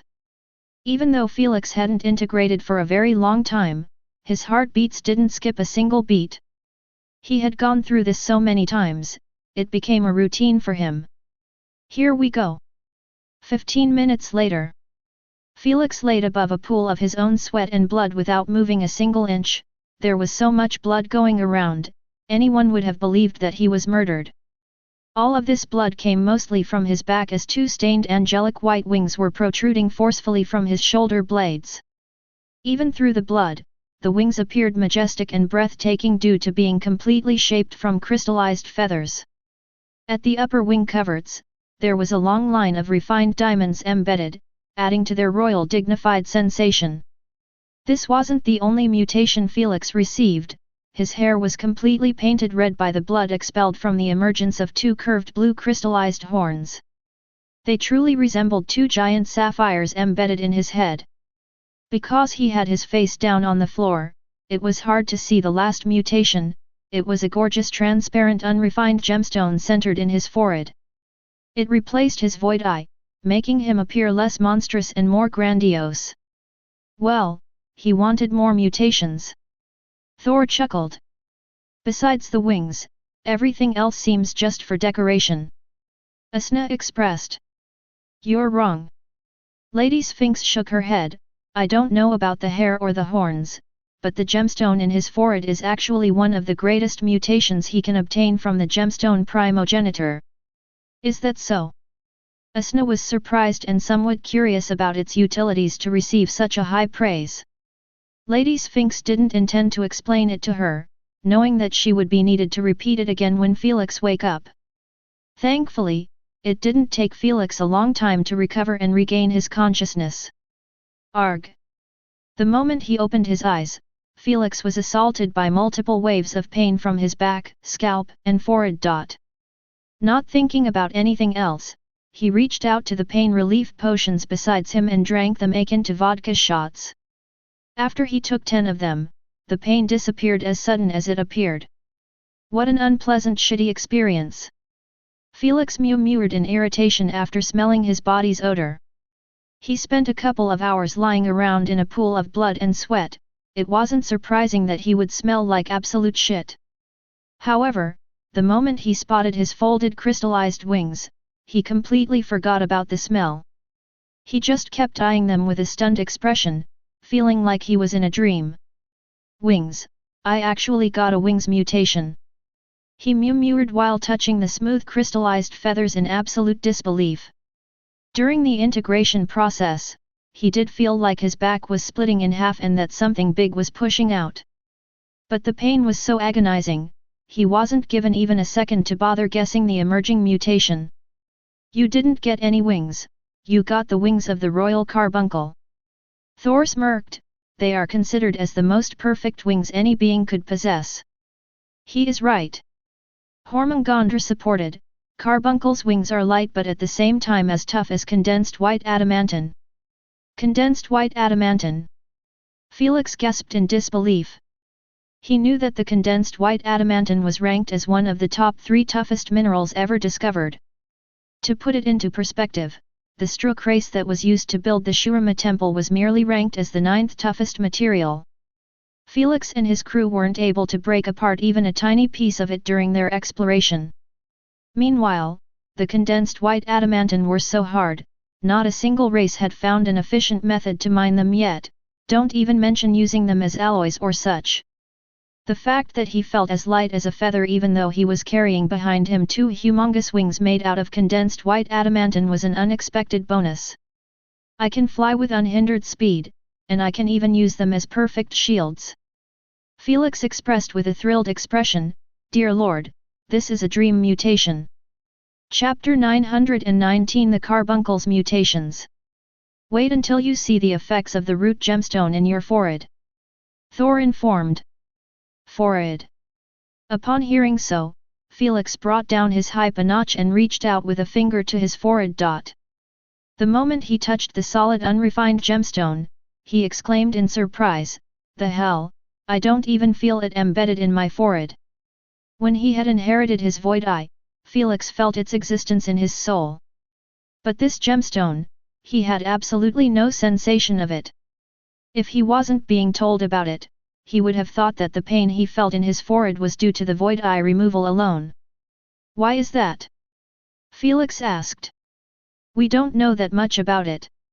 Lady Sphinx informed, the only thing I know is its ability to make all gemstones in existence abide to your will. What does that even mean? Felix frowned, how can you make objects abide your will? Isn't that just another version of gemstone manipulation? Looks like your knowledge about gemstones is quite limited. Lady Sphinx massaged her forehead and asked, what do you even know about them? I know that most gemstone bloodliners can only use abilities with attributeless diamonds and that only a couple legendary tier 7 beasts can give out abilities with attributed gemstones. Felix shared. Felix wasn't a fool to commit to an element without doing at least a basic research about it. He knew that gemstone element was more or less like metal element, fire element, and sand element. When he was using sand element, he was capable of switching between multiple attributed sands, such as the green sand that was able to absorb energy or the blue sand that was anti-gravitational. This was due to the sand being created from rocks breaking down due to weathering and eroding over thousands and even millions of years. Because there were all kinds of unique rocks in the universe, some of them get also turned into fine sand, allowing Felix the freedom to control them as he wished. In the case of the gemstones, there were many unique attributed ones around the universe, which weren't used just for decoration and jewelry. Felix knew that there were gemstones capable of exploding, inducing natural illusions, sucking energy, eroding souls, and even ones capable of healing by mere touch. All of them were discovered but not used since they were even rarer than natural treasures and sometimes impossible to be mined. Felix recognized that he would most definitely be able to cast abilities with many attributed gemstones just like with his sand element. If the gemstone element was merely based on controlling solid gemstones to increase his defense, he would have never bothered to pick it. Attributed gemstones? That's basic knowledge. Lady Sphinx shook her head. Have you forgotten that gemstones are also natural minerals, enabling them to absorb small amounts of neutral energy? In this universe, anything capable of absorbing neutral energy had a small chance of gaining consciousness and intelligence. Thor interjected, inside the Elementals galaxy, there is an entire race made out of gemstones. For real? Felix was surprised. He knew about the Elementals, but he had never heard about an entire race made out of gemstones. It's normal not to know them. Lady Sphinx said, they don't use AP bracelets like the majority of Elementals. To make matters worse, they live underground throughout their entire lives. No wonder. Felix was truly enlightened. He always knew that the elemental galaxy was a mysterious place filled with spiritual trees, mountains, rocks, seas, oceans, and even energy elements such as fire and lightning. Yet, it went over his head that gemstones could also awaken their consciousness and create their own civilization inside that mysterious galaxy. You are telling me that I can make this race abide by my will because of this so-called root gemstone? Felix wondered while pointing at his forehead. More than that. Lady Sphinx corrected him, you can enslave any creature with relations to gemstones. The moment Felix heard so, a horrifying thought occurred in his mind. Royal dragons have gemstones embedded in their foreheads. Will I be able to command them too? Just as he was about to ask Lady Sphinx about the validity of such insane idea, she shook her head, I have no idea about that. Carbuncle had died before dragons were a thing. Since no one managed to inherit his root gemstone before now, no one had ever tried it. Don't get your hopes up though. Thor interjected, the royal dragon's gemstones were called as such simply because they resemble them. In reality, those stones were created from concentration in their ancestral bloodline. Hence, the bigger the gemstone a royal dragon possessed, the stronger he would be compared to his brothers and sisters. I see. Felix's shoulders slumped down a little. Although Lady Sphinx wasn't confirming it due to the lack of data, but Felix was certain that it wouldn't work. Gemstones were one thing and concentrated bloodline essence was another. He would actually have more luck controlling the dragons with blood element. Whatever, it was a thought in the wind anyway. Felix stopped moping around and said, let's carry on after I clean up. I can't stand the stench any longer. Without further ado, Felix walked to the bathroom. Fortunately, the doors were big enough for even giants, making it easier for him to enter while his wings were spread apart. Felix didn't want to command his wings to fold or open, knowing that he would most definitely make it even worse. He had a hellish time controlling his tail when he first obtained it. Wings were a different breed. After Felix exited the shower without a speck of blood in his skin, he went to the mirror to check on the root gemstone. Instead, he was surprised by his new hair color after the blood was washed away. It was now as white as snow on the outside while the inner side was sky blue, matching exceptionally well with his sapphire horns and the transparent glowing purplish root gemstone. This wasn't all, his eyes' irises were back to pitch black while his pupil remained as a white triangle. Damn it, I went from a threatening three-eyed monster to a sissy pale angel. Felix mewed in vexation. You always hate your new appearance after each replacement, just to like them later. Asna rolled her eyes at him. I do no such thing. Felix retorted shamelessly while beaming a pair of scissors, then, he cut his hair until it was at shoulder length. If I cut it too short like my usual hairstyle, the inner blue side will show much more. Felix tapped the scissors on his chin thoughtfully. Felix much preferred to leave his hair appearing just white since it was less fancy and mature. To achieve that, he knew that a new hairstyle was required to hide as much as possible of the blue color. If it wasn't impossible to dye his hair, he would have already dyed it completely golden, returning to his origins. Unfortunately, this was a mutation that enforced Felix's hairs to always have this exact color scheme. It was useless alright, but still a hair mutation. In a short while, Felix had beamed his scissors and fixed his hair before the mirror. He didn't leave it at a shoulder length or cut too short, he comprised and picked a new hairstyle that kept his front locks of hair a bit longer than the back lock. At least it looks a bit styled than your previous idiotic hairstyle. Asna complimented while mixing an insult. Chapter 920 The Replacement Enhancement and the Mental Test. It's not bad, I guess. Even Felix had to agree that it made him look much more stunning. Still, he didn't spend another second before the mirror, admiring himself. He swiftly returned to his bedroom and cleaned the ground, then, he sat in a meditation position and closed his eyes shut. Before he could log into the UVR and use his wings without breaking stuff, Felix had to check on his first two passives. In the past 2 days before he started his integration, he already requested from Asna to help him etch his void immunity within his 1% human bloodline. After all, he couldn't replace his void bloodline with 15% essence without losing his void immunity and interdimensional senses. The only reason everyone preferred etching abilities after the replacement process was due to the mutations. When one etched an ability, it meant keeping the mutation responsible for it permanently. This meant cutting off any future mutations that could occur for that specific body part. No one wanted to keep a mutation before making sure that he wasn't getting a much better one for that body part. In the case of Felix, he had to do it since he was at risk of losing void immunity. Gemstone immunity and gemstone concentration. In a few moments, Felix opened his eyes with a satisfied expression. Gemstone immunity ensured that Felix would be immune to any effect caused by the attributed gemstones. As for the other one, it allowed Felix to condense gemstones into smaller versions but carry a much larger power and effect. Felix couldn't imagine how well this passive would work with his various attributed gemstones. Knowing that he needed active gemstone abilities to make it happen, Felix shelved the passives for now and focused on what matters. It's time to test out my wings and my enhancement boost. Felix smirked faintly before logging into the UVR. Because of the replacement process mentally demanding, Felix preferred focusing on getting to the right mental state instead of wasting time, fooling around with his new increased strength. It wasn't like he didn't feel it, he just ignored everything until he succeeded in his replacement. Now that it was over, it was time to unleash the beast.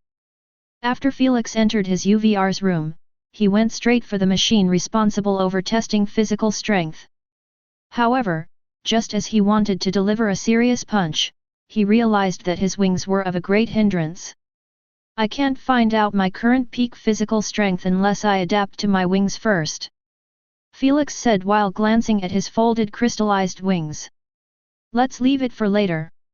Knowing that adapting to his wings wasn't going to happen in a few minutes, Felix moved on to the rest of his enhancements. Well, they weren't that many since there was nothing to test about his elemental capacity and mental capacity. The moment the etching process ended, he was able to sense straight away how much both of his tanks were capable of holding. Both of them had been boosted tremendously due to his insane improvement to his body limitation, enabling him to take more from the primogenitor's enhancement. The only one left was his mental defenses, as it needed to be experienced personally to gauge the new limitation. Should I try blocking Empyrean Hive officials' mental attacks? Felix wondered boldly. Before the enhancement, Felix's mental defenses were capable of resisting against even Radiant-ranked Hive officials. The Matriarch Fairy 10-hours-long ritual was simply too godly. Now, Felix felt that he should be able to block even Empyrean Hive officials. Without further ado, he started off against low-tier Empyrean Hive official. Because the Empyrean rank was the apex rank, anyone capable of reaching it was either very much well known throughout the universe or possessed a fairly high position in his race. In this case, Felix picked a copy of an ant official that was ranked in the top 20 hierarchy of his own race. Give it all you have. Felix squinted at the dummy's soulless eyes, making him feel like he was dealing with the real thing. However, after a few seconds of useless eye contact, Felix couldn't help but raise his eyebrow in bewilderment. What's taking him so long? What the actual f***ck? Felix was forced to recoil as far as he could with a terrified expression after cosmic head of the ant appeared right in front of him. Its millions of eyes were all staring at him, making him feel smaller and smaller. In reality, he was indeed shrinking little by little while the surrounding area kept twisting like it was made out of jello. Felix ignored the gigantic ant head and looked at his arms, which were turned into bloody chainsaws. I don't like this. Felix sweated bullets after seeing those chainsaws getting closer to his face without a single ounce of control on them. He kept doing his very best to order his arms, but the more he struggled, the faster they approached his face. I am hallucinating, this isn't real, this isn't real. Knowing that it was hopeless to make them stop, Felix turned to his second strategy. He knew that as long as he was 100% certain about his situation, he wouldn't be harmed at all. It worked. Felix's eyes brightened up a bit after seeing that chainsaw dealt absolutely no harm to his face even when it passed right through it. Now, that it checked out, Felix kept reinforcing the feeling of his fakeness about the surrounding reality. He recognized that his mental defenses had failed to stop the attack, but this didn't mean that he couldn't power through it. This isn't real, this isn't real, this isn't real. Felix kept repeating in his mind while staring at the millions of gigantic horrifying eyes. The more he repeated it, the weaker the hallucination started to get. In the end, the hallucination had completely fallen apart, returning Felix back to his modified UVR's room. The ant official dummy had a nose dripping with blood, making Felix smirk faintly. Not the best, but it's good enough to survive in the Empyrean rank. You really need to restart your climb. Asna said, I doubt anyone will be a match for you in your next 5 games. True, you will be at peak Radiant rank in no time. Thor praised too. You have been missing from the action for a couple of years now. Lady Sphinx added, I need you to go back there and win me more monoliths. Haha, I will, let me master my wings first. Felix laughed in amusement at their eagerness while turning his back on the official ant dummy, not realizing that the ant was glitching a tiny bit. He knew that there was no point in testing his mental defenses against even higher-ranked Empyrean hive officials. Just the lowest tier had given him this much trouble. This should be easy with all my flying experience. Felix took a deep breath and ordered for his wings to open up. As expected, his first attempt ended up in failure as the right wing opened up while the other remained folded. That's a start at least. Patient and collected, Felix carried on with simple orders, such as spread widely, cover him like a blanket, swing left or right, flap once, etc. He wanted to avoid flying until he got the basics down. After 6 hours of repetitive boring hard work, Felix was finally confident that he could take up to the skies. However, before doing so, he wanted to take a short break. Master, can you continue from where we left about the root gemstone? Felix asked while chugging down a bottle of water. Forget about that and go to the games. Lady Sphinx repeated, I need you to win me more monoliths. This time, Felix didn't laugh. I mean, I can play one today. Felix replied with a small frown. He would be lying if he said that he wasn't weirded out. It was inconceivable in his mind to hear Lady Sphinx push him into fights and ignore educating him. It simply went against her entire belief. Can I hear more about the royal carbuncle at least? Felix said, you refused to let me watch his memories to avoid violating his privacy and incurring his irk. So, I really don't know much about him. Forget about that and go to the games. Lady Sphinx repeated like a broken record, I need you to win me more monoliths. The moment he heard so, chills coursed on Felix's spine. It was peculiar at the start, but when it happened twice, he figured out that something wasn't right. Asna, Tell me about the ones imprisoning you. I can't, wanna have S*X instead. Asna replied with a naughty tone. Yep, that's cap. Now, Felix was 100% certain that he was still F***ing hallucinating. Chapter 921 Joining the Other Side of the Chasm. Rumble rumble. The moment he reached that conclusion, the room started trembling, causing mountains to fall apart and trees to get hurled away.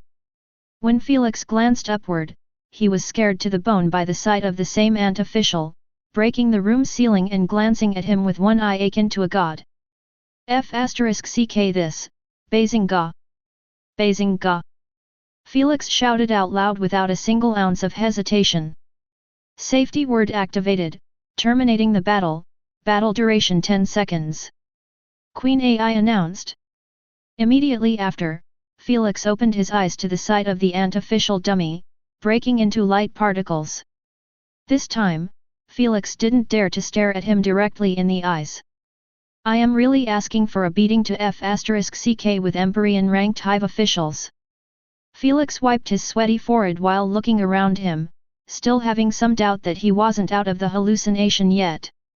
This battle had truly shown him that unless he was completely confident in his mental defenses, he shouldn't dare step inside the Empyrean rank. It was a whole new domain that allowed only the strongest 500 players in the universe to enter it. In other words, getting promoted to the Empyrean rank result in another player getting kicked out. Such a cutthroat system ensured that only the strongest 500 players in the universe would be honored to display their rank. This copy of the ant official was at the bottom row, yet, he made Felix question his reality even after using the safety word. You look pale. Asna giggled, was it that bad? You have no idea. Felix sighed in relief. Felix simply couldn't fathom how powerful the illusion primogenitor would be if even an ant official was capable of casting such a realistic hallucination. I really can't relax on my climb. Felix's ego was humbled before he could even test his physical strength. Felix restarted his wings training. To his surprise, he was still absolutely horrible in controlling them on the ground. The 6 hours of hard work in his hallucination resulted in nothing concrete. That's because he was hallucinating that he was getting better at controlling them when in reality, he was still at the starting point. So, he was forced to repeat the same exercises for the next 8 hours until he got them down properly. Time to take a flight. Felix spread his angelic crystallized wings widely and flapped them twice. This was more than enough to generate enough propulsion to take him into the air. Whoosh!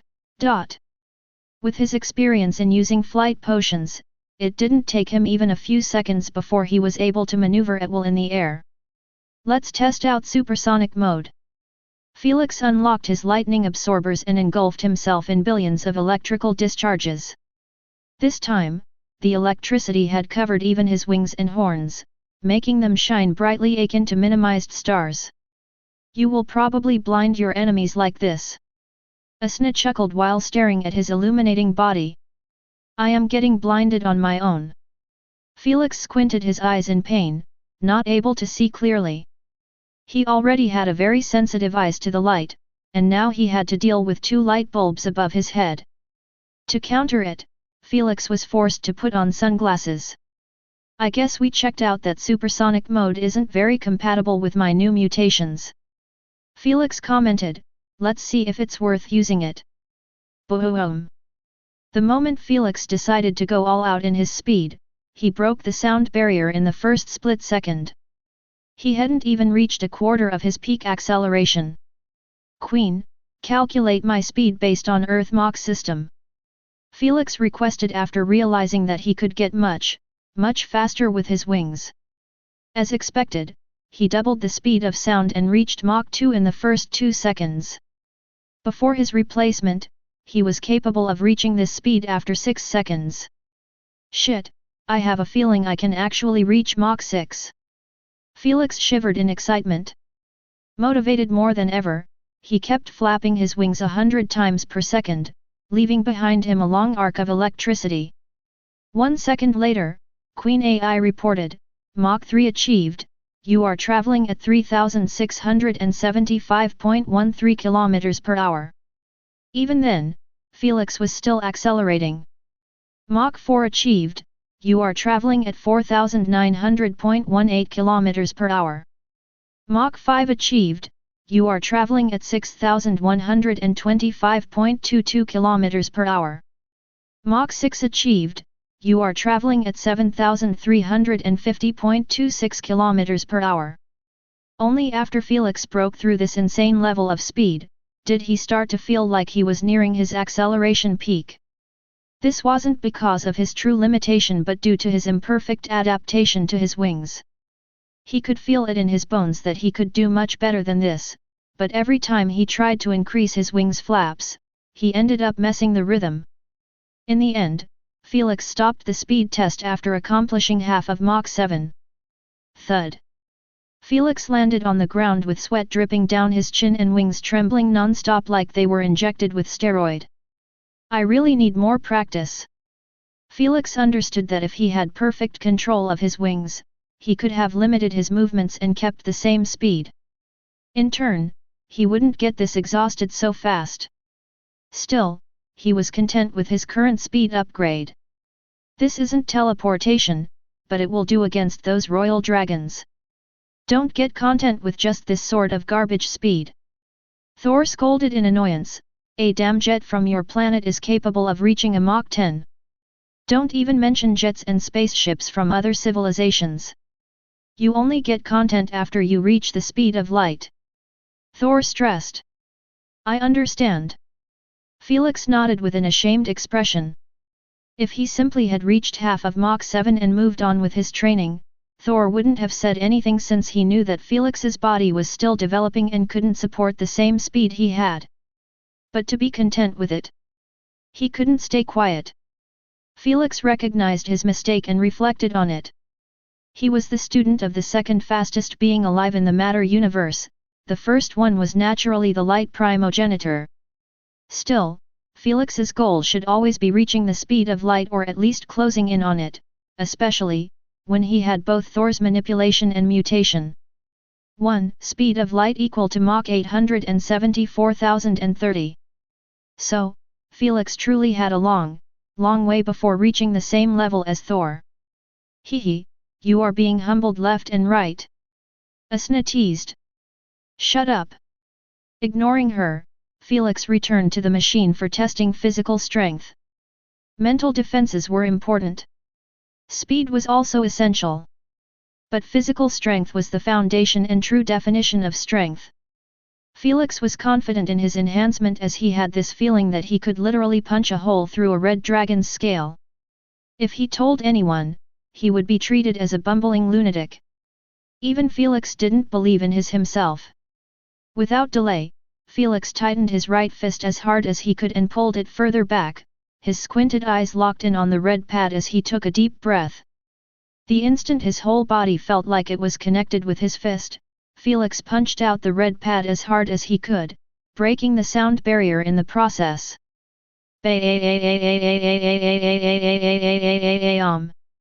Before the sound barrier explosion could reach far, it was engulfed in thunderous noise of the red pad getting brutally smashed by Felix's fist. The force of the punch was so vigorous, the surrounding wind got messed up badly, creating a chaotic noisy zone around Felix and the machine. Hell, the nearby trees had most of their leaves torn apart and sent flying with the wind. Even after all of this, the machine hadn't moved an inch. Felix wasn't surprised as he was the one picking a machine that was capable of surviving the force of a nuke blast. Felix pulled his fist away from the red pad, allowing the entrapped smoke to escape. The punch had generated enough heat, the red pad would have caught on fire if it was normal. Felix ignored all of this and kept his eyes locked on the screen, it was still calculating the force, making Felix a bit optimistic about the results. After 2 whole seconds, the screen had finally stopped at this number -101,471 bf. Dear Almighty! When Felix saw the final score, his jaw was dropped to the floor in absolute shock and fear. He looked down at his hands and felt like he was a walking mass destruction weapon. Who could blame him? 100K was simply an unimaginable record in its own. That's because it separated the universe into two parties, the ones above this number and the ones below it. Believe it or not, red dragons were below it. In other words, Felix had just crossed a chasm that separated him from 99.9999% of the universe population. He was under a few and above all when it came to physical strength. So my feeling was correct after all, I can really punch a hole through a red dragon. Thrilled and excited, Felix tightened his fists while staring at the score. Void abilities, legendary weapon, elemental abilities, strategies. None of this crap was needed anymore to establish complete dominance against the red dragons. Now, Felix could proclaim proudly that he could slay a red dragon with his mere hands. Chapter 922 The Void Laws. After spending a few hours in the UVR's room, Felix exited while leaving behind him a mountain of red dragon corpses. All of them shared one thing in common, having their skulls completely busted, and their wings ripped apart brutally. There were even some heavenly turtles lying around with their snappers broken apart and bloody heads. He had put his strength to the test, and he wasn't disappointed with the results. Royal dragons are much tougher to break, though. Felix murmured while standing up. Obviously, he had tested his physical strength against even royal dragons. Unfortunately, he wasn't capable of butchering them as easily as the red dragons. He was capable of harming them with his fists and kicks, but it wasn't enough to cave in their skulls or such. This was to be expected since the royal dragon's strength was also above 100,000 bloodline force. At least, you won't be played like a fool in the ceremony. Asna shared. True. Felix smiled. As long as he had enough strength to contest against the royal dragons, Felix was more than satisfied. Now, let's see how I can hide those wings. Felix turned to his folded wings with a thoughtful expression. If they were normal wings made out of feathers, he wouldn't have even believed that it was possible. But he was told by Lady Sphinx that Carbuncle was capable of folding his wings into many layers until they start to resemble a crystallized backpack. All of this because of the crystallized feathers being solid. Felix attempted a few times and ended up succeeding in his fourth attempt.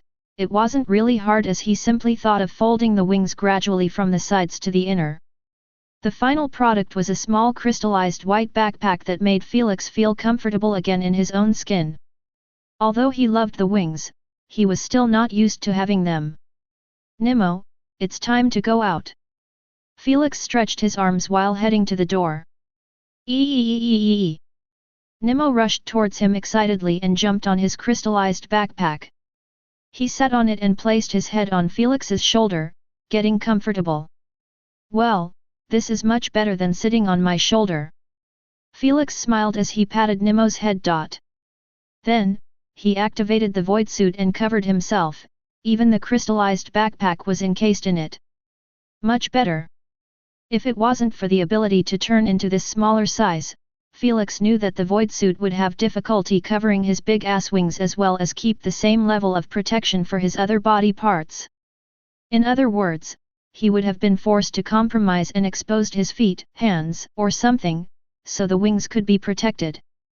Felix wasn't worried about the void energy disintegrating his wings or such but simply about the appearance of the suit being ruined. After all, his wings were now a part of him and his blood vessels were touching every single feather. It was to be expected that they would be considered as immune to void energy just like his other body parts.